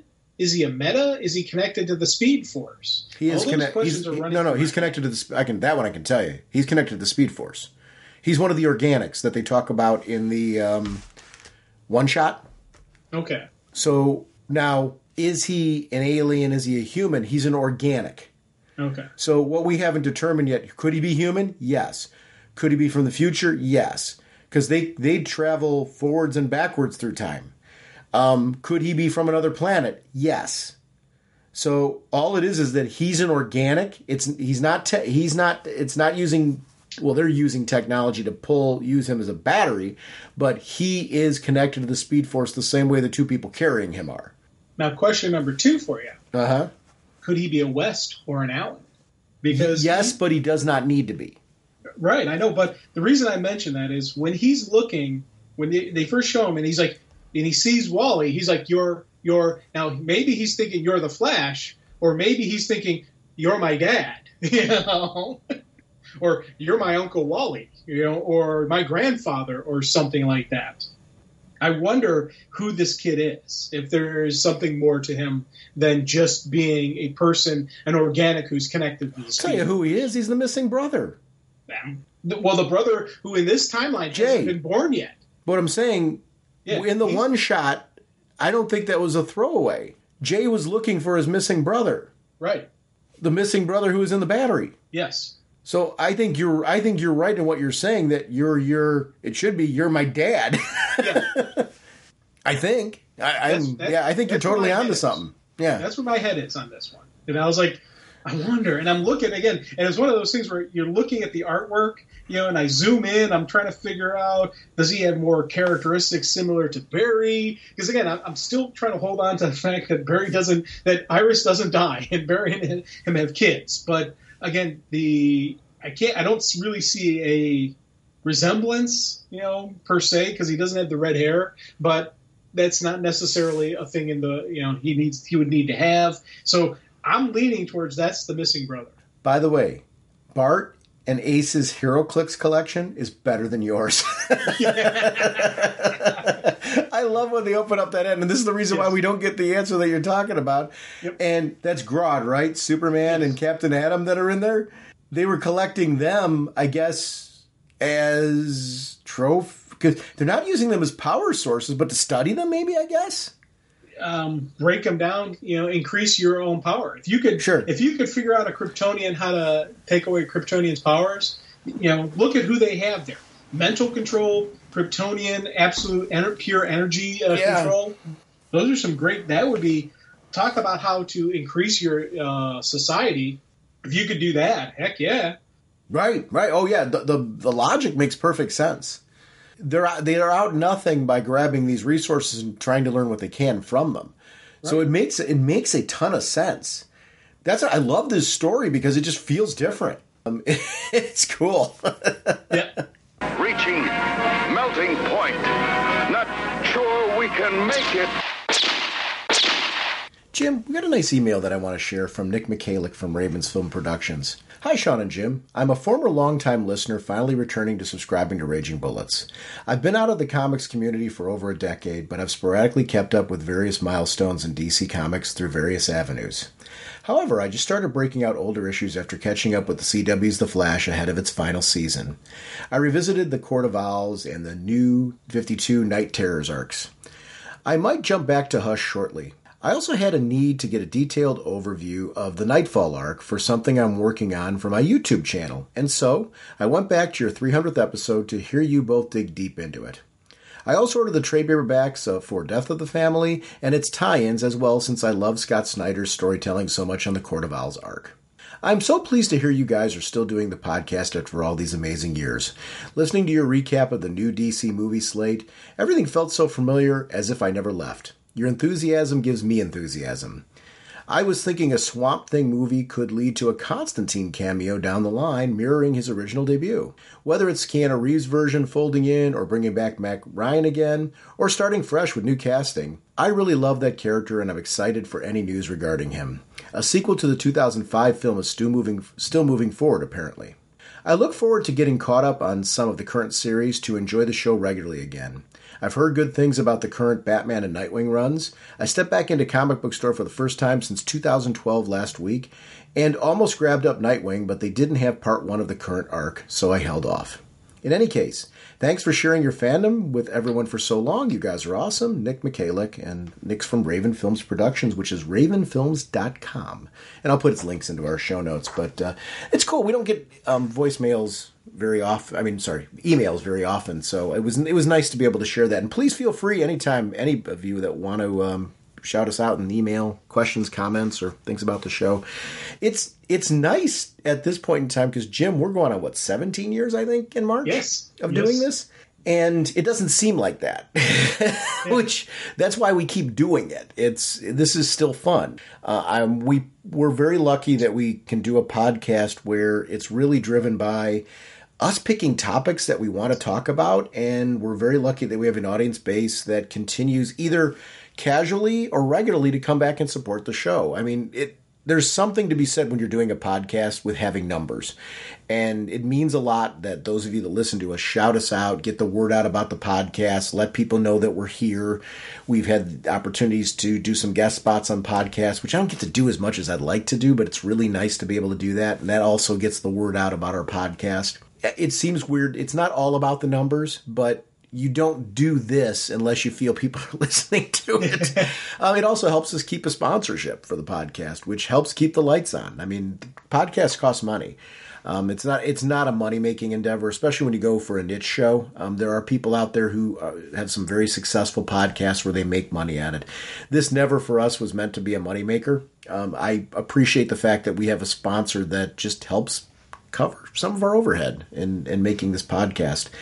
To me, this is the fun of this, is doing this with you every week, Jim, and being able to kind of just talk through these comics and talk through the story arcs and be able to have that fun, as far as what is it that we're digging out of it. I think back to remember our earlier episodes where we had these awkward, reviews that we were doing on it. And I'm it never felt right because we were far more interested in talking about the content of the books than actually sitting there saying, is this thumbs up, thumbs down somewhere? We tried to throw that in for a while, and at a certain point in time, we realized that's not what we're doing. We're picking out books that we want to talk about, so of course we're going to like all of them because we want to talk about them. Although, as I mentioned at the beginning of this episode, there are a lot of times it's disproportionate. I end up picking out more of the books. So there's times where I'll pick out a book where I'm more enthusiastic about the book than you are.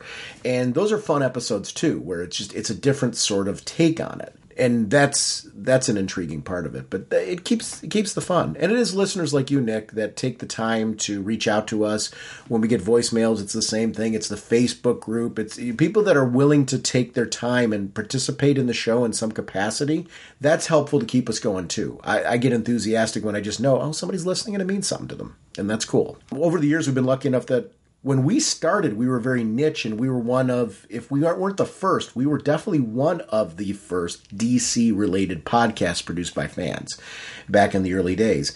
Now there's a lot of them out there. And they're all different. That's why it's not a competition. I think I'm always flattered that we fall somewhere on your listening list.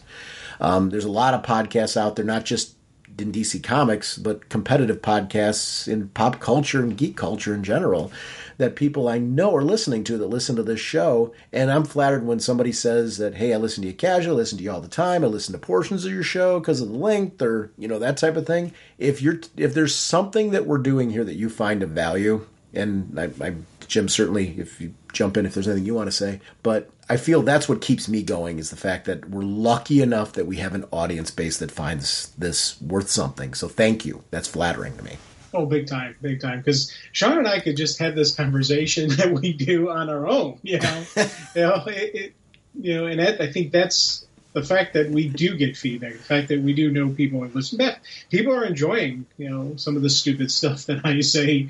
I really do appreciate that. And it's funny how my family, I've got my one brother, Bill, listens to all the episodes. Brother Dave occasionally. My sister maybe would listen to an occasional episode. But even like my family, they know they've got to. We time everything around. When are you recording? Because they know that if I had to choose between recording and them, they may lose. And my dad, who now lives with me, he's like, "Hey, when are you recording?" He's like, "Okay." So he knows. He goes down to the family room and he actually turns down the TV so it doesn't disturb this show or any of that stuff. And he knows when I got the headphones on my head and I'm at the computer, he knows, okay, he's recording, so he'll actually he'll tiptoe behind me, even though I don't think the mic will pick it up, but I can tell my dad's trying to go even quieter. So this is a true family thing for me. And it's, again, this podcast, the people, all of you are listening, you have done so much for me, you have no idea.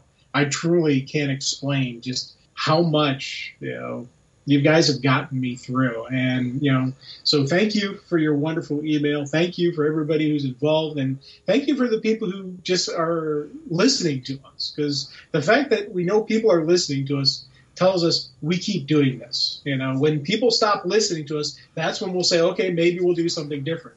Or maybe you and I will just sit there and have a conversation on our own, because, again, the talks we could do on our own, but we record it, we put it out there because somebody else is enjoying it. So as long as you guys are enjoying it, we'll keep doing it. And I'll pull the curtain down a little bit on something. So this week I took my wife to the ER, and we didn't know what was going on, and we still don't fully know what's going on. We're going to find out more tomorrow morning. Today, the ability to be able to sit down here and record this podcast and knowing that we're recording it for you listening is something that is very therapeutic for me, right? It's taken my mind off of things right now.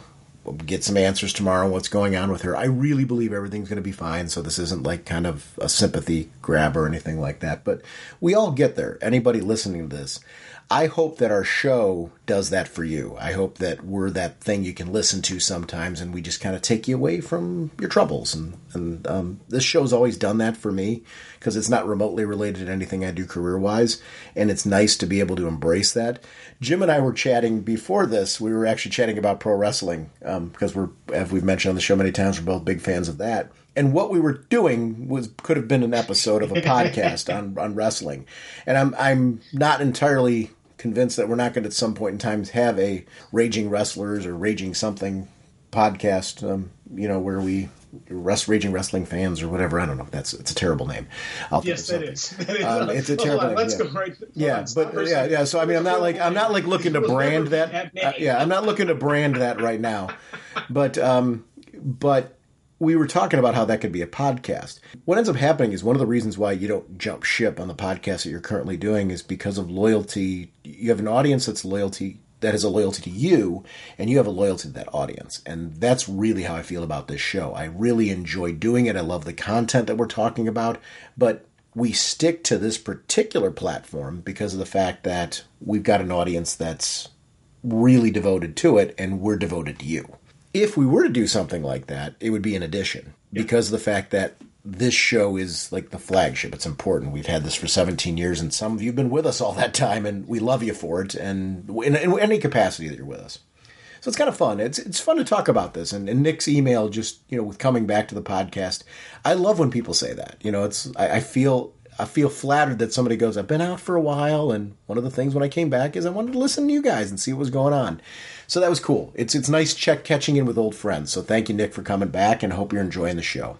Jumping to Speeding Bullets, I'm looking at Jared's post. I love these Instagram posts that we're seeing now. Boy, Instagram's become one of my favorite platforms for art and memes and videos and all kinds of stuff like that. But, oh, is that a gorgeous Batman? It looks like the 89 Batman, and it's a really, really sharp take on it. The Penguin series is adding Michael Kelly, Shorin, I'm going to butcher her name. It's SHOHREH. AGHDASHLOO, deep apologies, and Deidre O'Connell to the series. And I'm just glad to hear more Penguin announcements. We get some spotlight or some light shed on that Brave and the Bold series that's coming. It's going to be an anthology. I like the idea of an ongoing anthology. It's going to have 4 stories using Batman, Superman, and more. And the first issue is going to be a 64-page. May 16th is when that's coming out. And some great creative teams that are on there. We've got Tom King and Mitch Gerards are doing a Batman story. The first clash between the Joker and the Batman. We've got Dan Mora, who is the artist of Batman, Superman, World's Finest, and Detective Comics, making his writing debut with Batman Black and White short stories, which is cool. There is a story spotlighting some of the Justice League's enemies by Ed Brisson. We've got The Order of the Black Lamp, Part 1 by Christopher Cantwell and Javier Rodriguez, where Superman finds a decoder ring with a secret message, save me. And it's kind of a cool thing. I didn't know what to expect. I guess I was assuming I knew what Brave and the Bold was based on what the book used to be. I love that it's an anthology kicking out of the gate.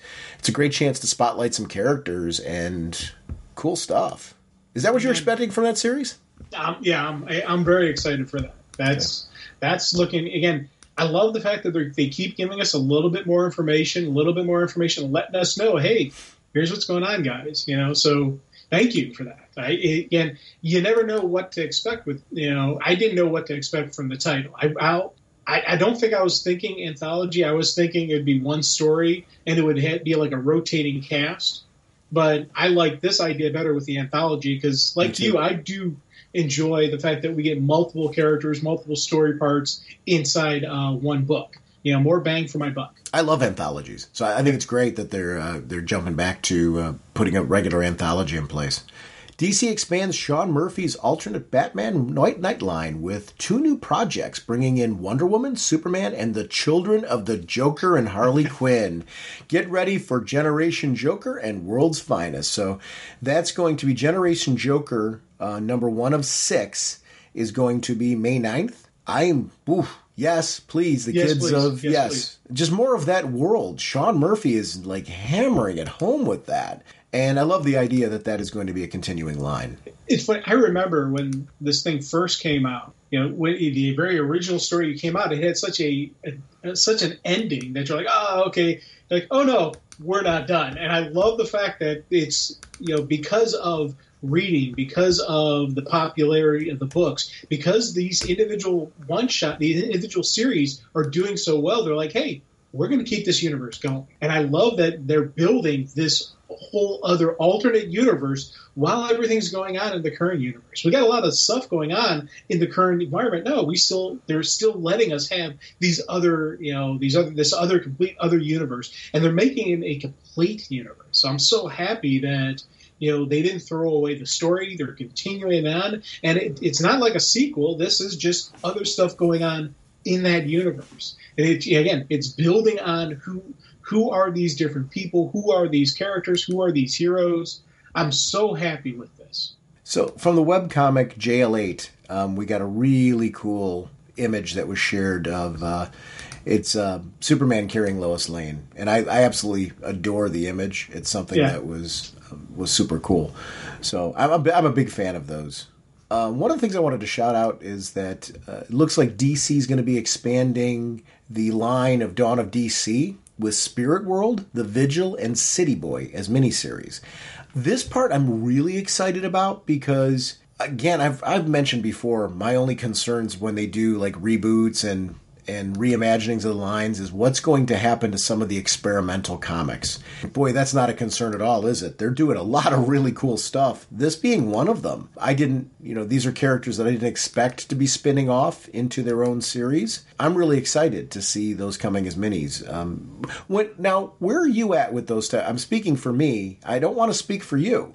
Do you get excited when you see these type of things coming as miniseries? Is this something that's on your radar? I really do enjoy these as miniseries because I know if people are reading it, if people are liking it, it'll either spawn a second miniseries or it could go ongoing, like we saw with Poison Ivy. So again, this is something that I like seeing how they're doing this, how they're saying, hey, this is going to be a miniseries. So I know I'm going to get a beginning, middle, and end of the story. Awesome. If it does well, we may get a part 2. Or if it does really well, it may turn from a miniseries to an ongoing. So I like that they're doing it this way. I'm very happy that when I see them announce, this is a miniseries, this is a miniseries, this is a miniseries. And that way I know, okay, let's pick and see which one I'm going to go with. Maybe I'll read some of those. I'll wait until it's on Ultra. Some of it, maybe I'll buy outright and start from the beginning. Again, if it's something I'm like, I really want to read that. I'm curious. If it's got that, I really want to read it, I buy issue 1 and I see what's going on with it. And maybe I continue on with issue. If they really lock me in on issue 1, then I'll buy the rest of the issues. Or I'm like, okay, that was pretty good. I'll wait till it comes out on DC Ultra and I'll read it there. So I like how they're doing it this way. And maybe with some of them, I'll just get the trade if I want to own it. It all depends on how things play out. Some of that stuff, I've been getting every issue when it comes out, and I'm very happy with doing that because I'm enjoying it that much. Even though I could do a quote-unquote free read if I wait, an extra month. There's some books when it locks me in. So when I see these announcements, when I see this stuff, I start reading a little bit on it, seeing, okay, is this something I'm going to buy one, or is this something I'm going to wait for Ultra and pick up maybe the trade or maybe pick up the issues individually? I don't know yet. What I'd like to know is, what does a read in Ultra do? Like, if I read the book in Ultra, does that count in any way as interest enough that it will keep... I love my Ultra subscription. I'm paying a subscription. There are certain books that I'm reading in Ultra, even though I've bought them, just because when I get to, if I get backlogged or something like that, there's times where I get backlogged, I'm like, it's convenient just to be able to pull it up in Ultra and start reading it here. So that's why I do it. Does that count? Yeah. I don't know. And I hope it does. I don't know how they're tracking stuff like that, and my fingers are crossed, because what I'd like to know the answer to that, only because of the fact that if it's a book that I'm digging and I want that book to continue, should I have bought it on gone back and bought it on Comixology to put my vote in? Do you know what I mean? Yeah. There's certain books where I care enough that I'm like, okay, I didn't buy it physically or digitally. I'm using my subscription to get it. How do I support that book, I guess, is what I'm looking at. And I want to know, what is... Because I mentioned before, I'm doing a lot of collected editions. So there are certain things where I quote-unquote wait for the trade, but I don't. I like to read them as they're coming out. And what I'll do a lot of times is, if it's a series where I've caught up on Ultra, but I don't have the current issue because I collect it in the collected edition, then I'll buy it in Comixology, especially if we're going to do it on the show, so I am current for our episode. There's other titles that I've been buying on Comixology. There's other titles where I'm buying them physically that, that doesn't apply because I've already got them because I'm keeping a collection going. But I'm a weird hybrid now as far as what I do with books. I'm not spending any less. It's just distributed differently. Yeah. Well, I really do. I would love to know if anybody has any connections, or next time someone's at a con and you're at a DC panel, if someone could ask that question. I would really appreciate it, because what I've been doing is I'll read something on the Ultra, and if I really like it, I want to support it, I then go on Comixology and buy it. Me too. Because I want to make sure it's registered. Yes, I really like this. Me too. And there's some of the stuff. But does digital, I guess, to your point. Does digital count? Yes. There's certain books that I have the physical paper copy, the Comixology copy, and also Ultra, whenever, if I'm on Ultra and I just want to read it, and I'm even going back and, there's a couple titles that I had a limited number of paper books I was getting. I've started adding a couple more titles to those books because I'm really loving it. It's like, Nightwing and Flash are now paper books and digital. Yeah. So I'm buying it twice. And then if I need to, I can read the stuff on Ultra. Like some of the back stuff on Flash, some of the back stuff on Nightwing, things like that. I'm reading that on Ultra. So I'm buying this stuff multiple different ways, multiple times, and I'm okay with it, to be honest with you, doing it that way, because I kind of like the paper collectability, where I'm not reading the paper, I read it on iZilla, so it's kind of easier for me. But I like having the physical books, and so it's I am feeding my addiction. My addiction being this collector mindset that I have, and I'm okay with it. Mine is the endless fear that the digital platform that I bought it on is going to disappear, or the subscription service that I've got is going to disappear. So I like to have the physical backup, just as these are some of my favorite stories. I want to have them. On the flip side, there's that part of myself where I would, on many books, I would shift my thinking to a different way I'm collecting it if I'm not supporting the book properly. Right. Just because I feel like I'm voting when I'm buying it. I think that vote's important. So I'd love to know how that works. Yeah, to your point, if anybody knows how that works and would love to share it with us, or can provide that information, I'd love to have you either call us, send us an email, or if you want to come on the show and talk about it, because I'm sure it's not an easy topic. But if you have some serious background as far as what this looks like, I would be very interested in having somebody on to talk about this, because I'm curious. I want to know what that looks like. Too. And I don't know. I'll admit I'm adult when it comes to that. Everett just shared for us on DC Ultra, they released an old Captain Marvel book, issue number 124. And he was just wondering what the significance was of just having that, random issue put over there. Jared pointed out that he guessed that it's not public domain like some of the rest of the other Golden Age Captain Marvel books. I haven't read a ton. I've read some Golden Age Captain Marvel. I've always liked it. I'm going to jump on this on Ultra just because I like reading different stuff on Ultra, like things on Ultra that I just can't readily find elsewhere. That's a draw for me. I want more of that kind of stuff on Ultra. So anytime they release some new Golden Age-y thing that I haven't read before, it jumps onto my stack. Does that interest you? Like, are you interested in the character of Captain Marvel enough that when you see there's an issue 124 out there, would you read that issue just to see what it's all about, or is that just not your cup of tea, or not as high a priority? Not as high a priority. I've gone back and read some of the stuff, and again, that's one of the things I use Ultra for, reading some of the older stuff and figuring out if there's stuff I want to buy or pursue and whatnot. Mm-hmm. The whole Marvel family is every so often, whenever we talk about it or whenever I read it or the movies come out, I get interested in it, and that interest quickly dies. And okay. And again, I don't want to say it's anything bad about the series. There's just so much stuff out there for me to read and to enjoy that he's not my Superman. Superman always latches me in. Now the Flash 100% latches me in, and I keep reading more Flash stuff. For a period there, I was all about the Green, all about 100% the core. And I was diving deep on the core stuff, reading older Green Lantern and just really going heavy into that. So with the whole Marvel family, every so often I do read some stuff like, oh, that's kind of cool. And I get why there's so many people who are so loyal to Captain Marvel, why they're loyal to Billy and the whole Marvel family. And I'm like, I get their understanding and I understand it. And there have been times when I've read stories, I'm like, this is kind of neat. I'm enjoying it. But for whatever reason, I've never locked in on the Marvel family. Got it. So, yeah, I have such, from my childhood, it was that Captain Marvel, that Shazam TV show that was on Saturday mornings.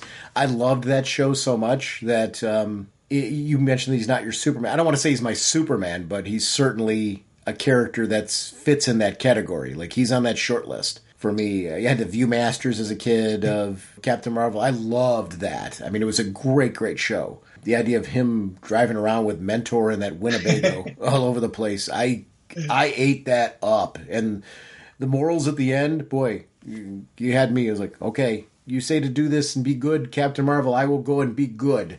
That at least got me through a week. Yeah.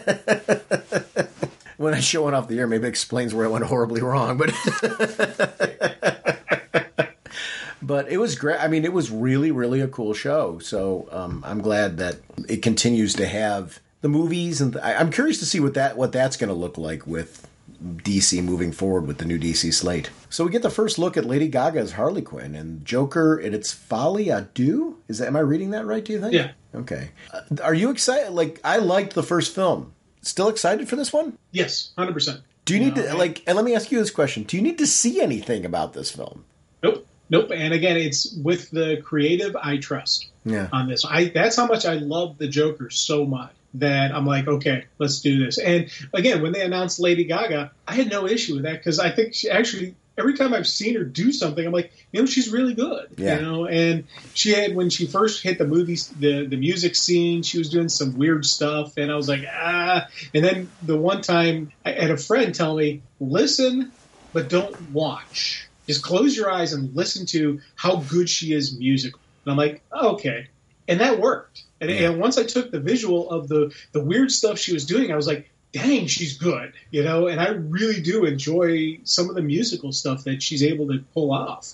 So, and then the acting she's done, I'm like, hey, I'm cool with this. And you put in the notion that this is going to be kind of a musical. I'm like, okay, because I'm like, yeah, it's the Joker. It should be a little off kilter, And again, that original version, the first movie was so amazing. I'm like, yes, let's do this. So I'm all in on this. I don't need to see anything. I don't need anything. I'm all in.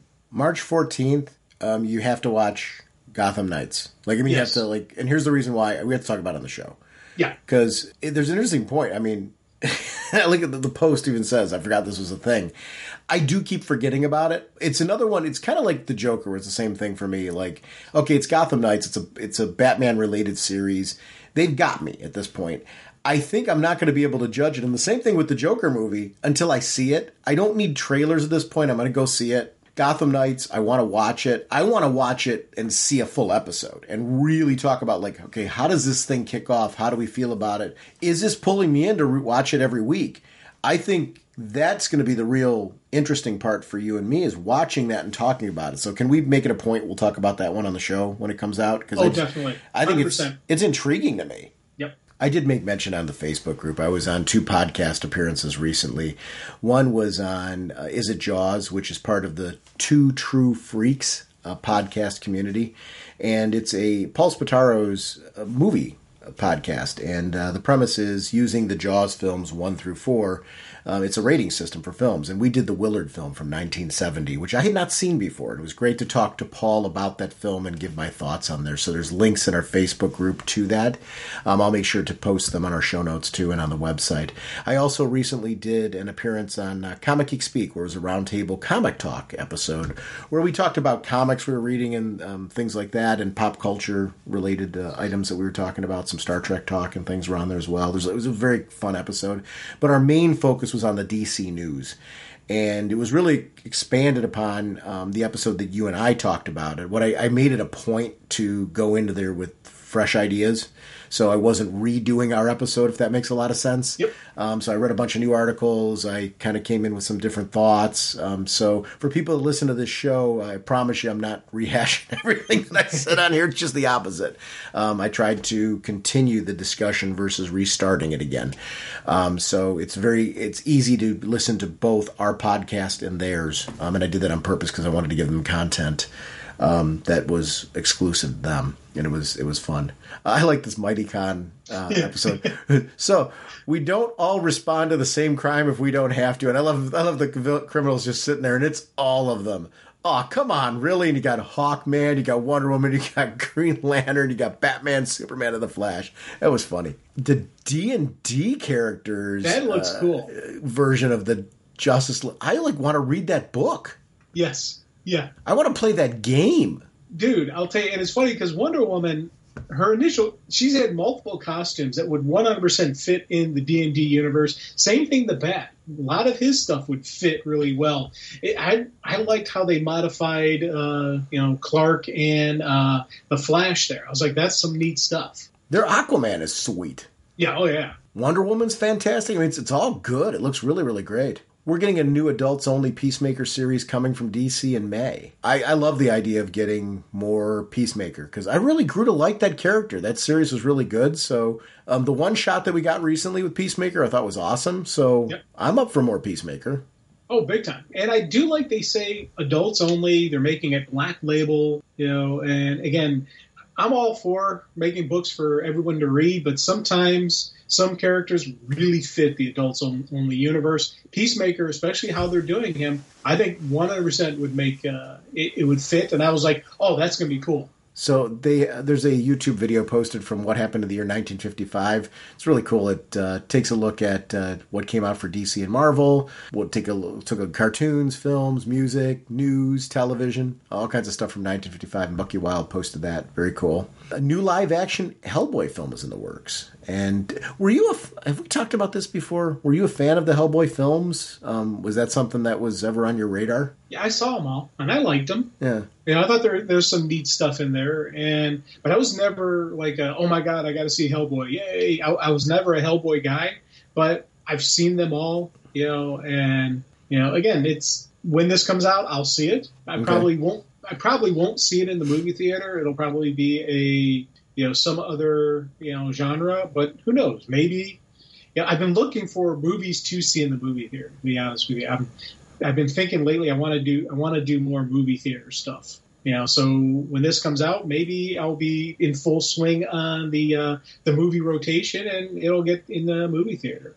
What's drawing that in? Like, I mean, you're making a specific point as far as saying, hey, I'd like to get back in the movie theaters for certain films. What's motivating that? Just personal life, to be honest with you. Like, recently I did a hockey game, downtown. And a friend of ours, Joe, and, it's him and his family. And it's a tradition we always do. We'd go down and watch a Monsters game. That's cool. And for me, it's the process. Because I don't drive downtown. I take the train. Really? Yeah. And the Cleveland train system, just so you all know, if those who aren't in Cleveland, is not really good. This is not New York City. This is not Chicago. Wait, there's a reason I said really. Right, exactly. That's why I was like, really? But I live on the west side, and the west side train going right into downtown is actually pretty easy to use. Cool. If you live on the east side, you're completely screwed. Right. It's horrible. But west side people, it's kind of a nice little track, because the west side is where the airport is, and they've got a nice train system that goes from the airport into downtown, and the track was laid out well, and it's not too bad. So I always do, it's like an event for me. I go take the train, I take the train down to Tower City, walk from Tower City, there's a walkway through to the arena, so it's kind of a neat little just adventure for me. And again, when I did that, I was like, man, I really want to do stuff like this more. And the first thought that popped in my head is like, I need to start watching movies in the movie. I need to go to the movie theater. Go to the movie theater, get a big old tub of popcorn, get a drink, and just sit back and do the movie experience again. And so I started thinking about, doing the movie theater again, especially because you know how close a really good theater is to my house. I'm like, I don't want that theater to close. I need to start supporting it. So they're doing a prequel miniseries to the Suicide Squad Kill the Justice League video game called Suicide Squad Kill Arkham Asylum. Now, what I like about this is they're doing what the Gotham Knights prequel's done. It's free in that DC Universe Infinite app, and you get a code each issue for equipment or a cosmetic DLC to use in the game.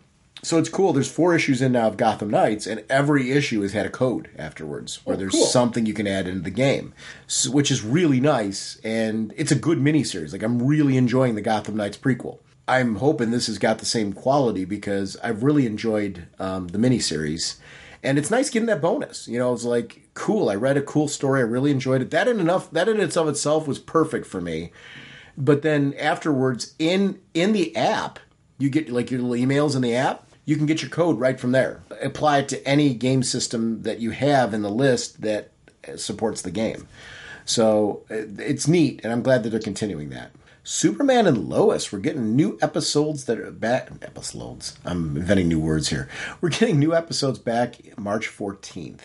And that's a show I am Superman happy right now. Yeah. I keep saying I'm a Batman guy. Right now, I'm very much a Superman guy. I'm watching a lot of Superman related stuff. And I think it's because I'm just rewatching Smallville, and I'm watching Superman and Lois. I started rewatching the Christopher Reeve movies again. There's something about the character. When I get in on Superman, I get all in on Superman. Yeah. Even my Jeep tire cover right now is a Superman.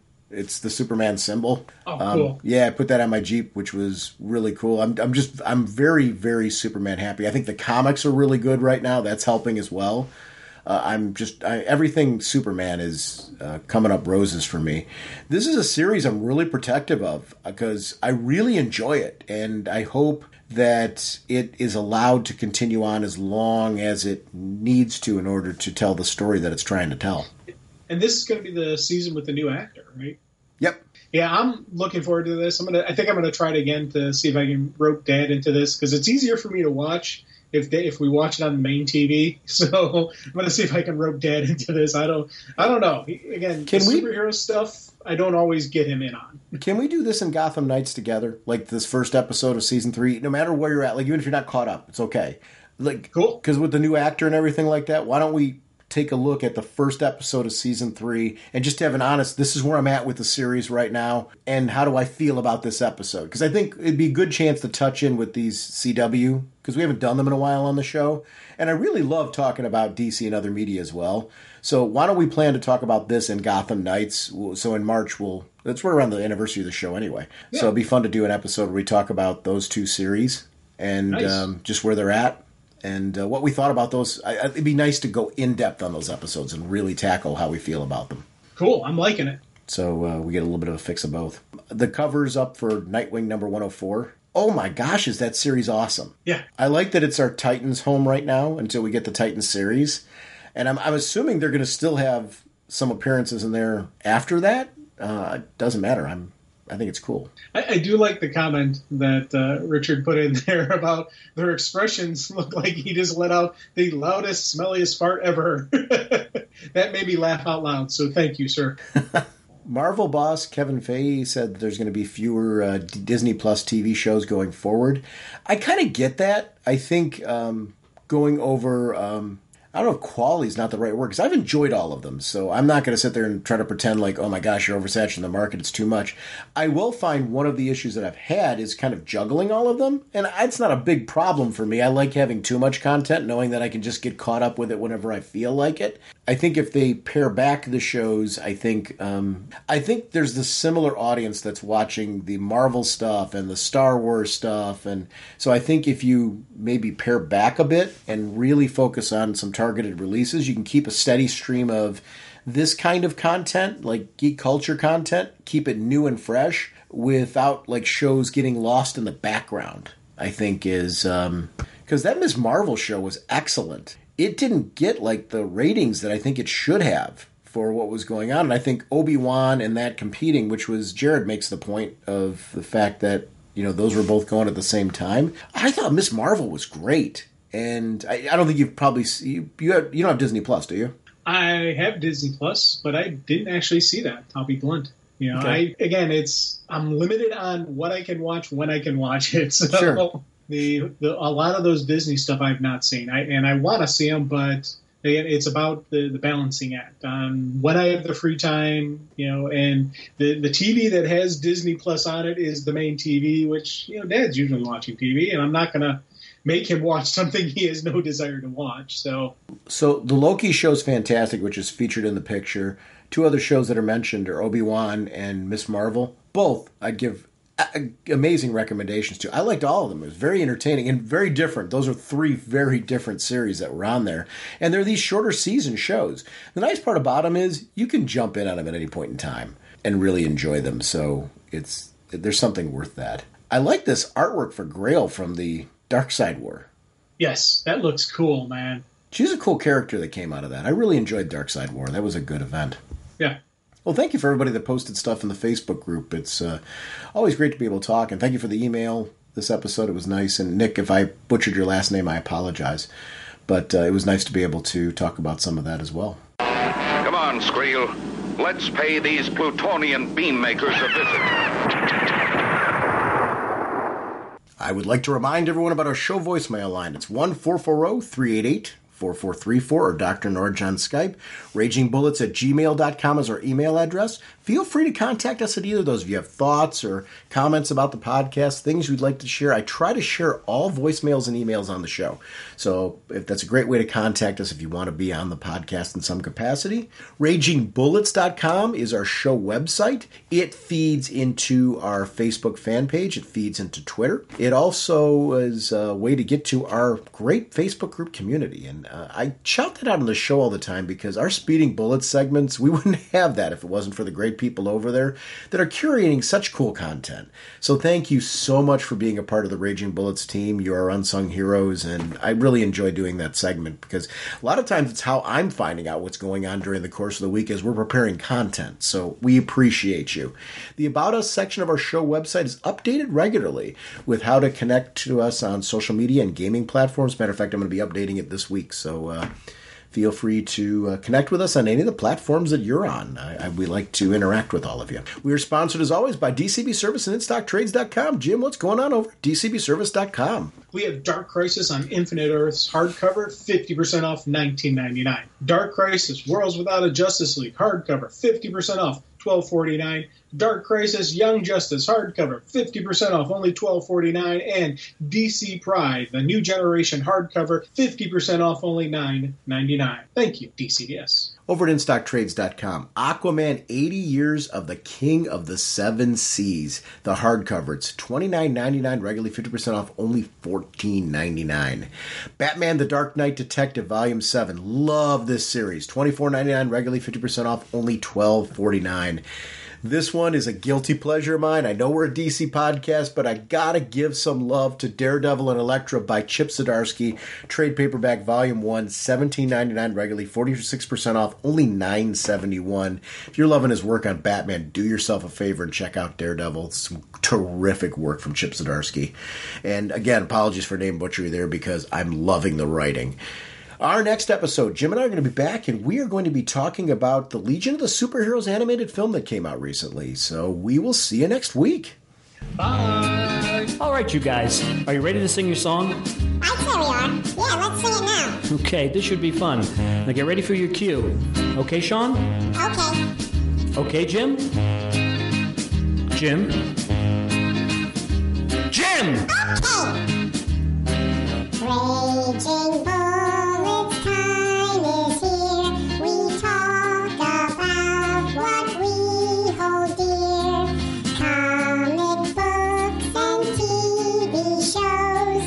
Superheroes and their clothes. Justice League and so much more. I just love Green Lantern Corps. We talk about the books we've read with spoilers straight ahead.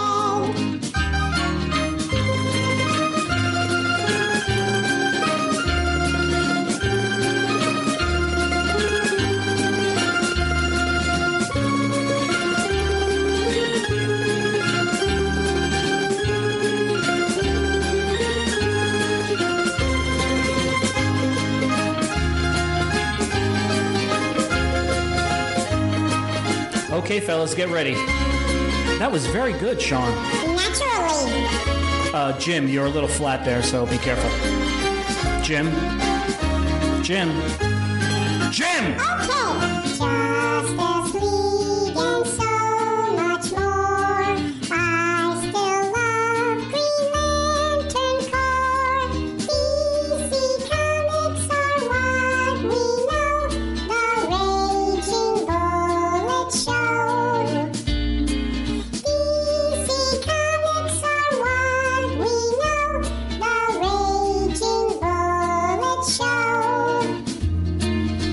Excellent job, guys. Let's sing it again. Yeah, let's sing it again. No, that's enough. Let's not push it. Push it. What is that? Yeah, what are you talking about? No, I didn't mean anything by that. I think Sean, it's right Jim, there. how long do you want the song to go? Look, it's our production.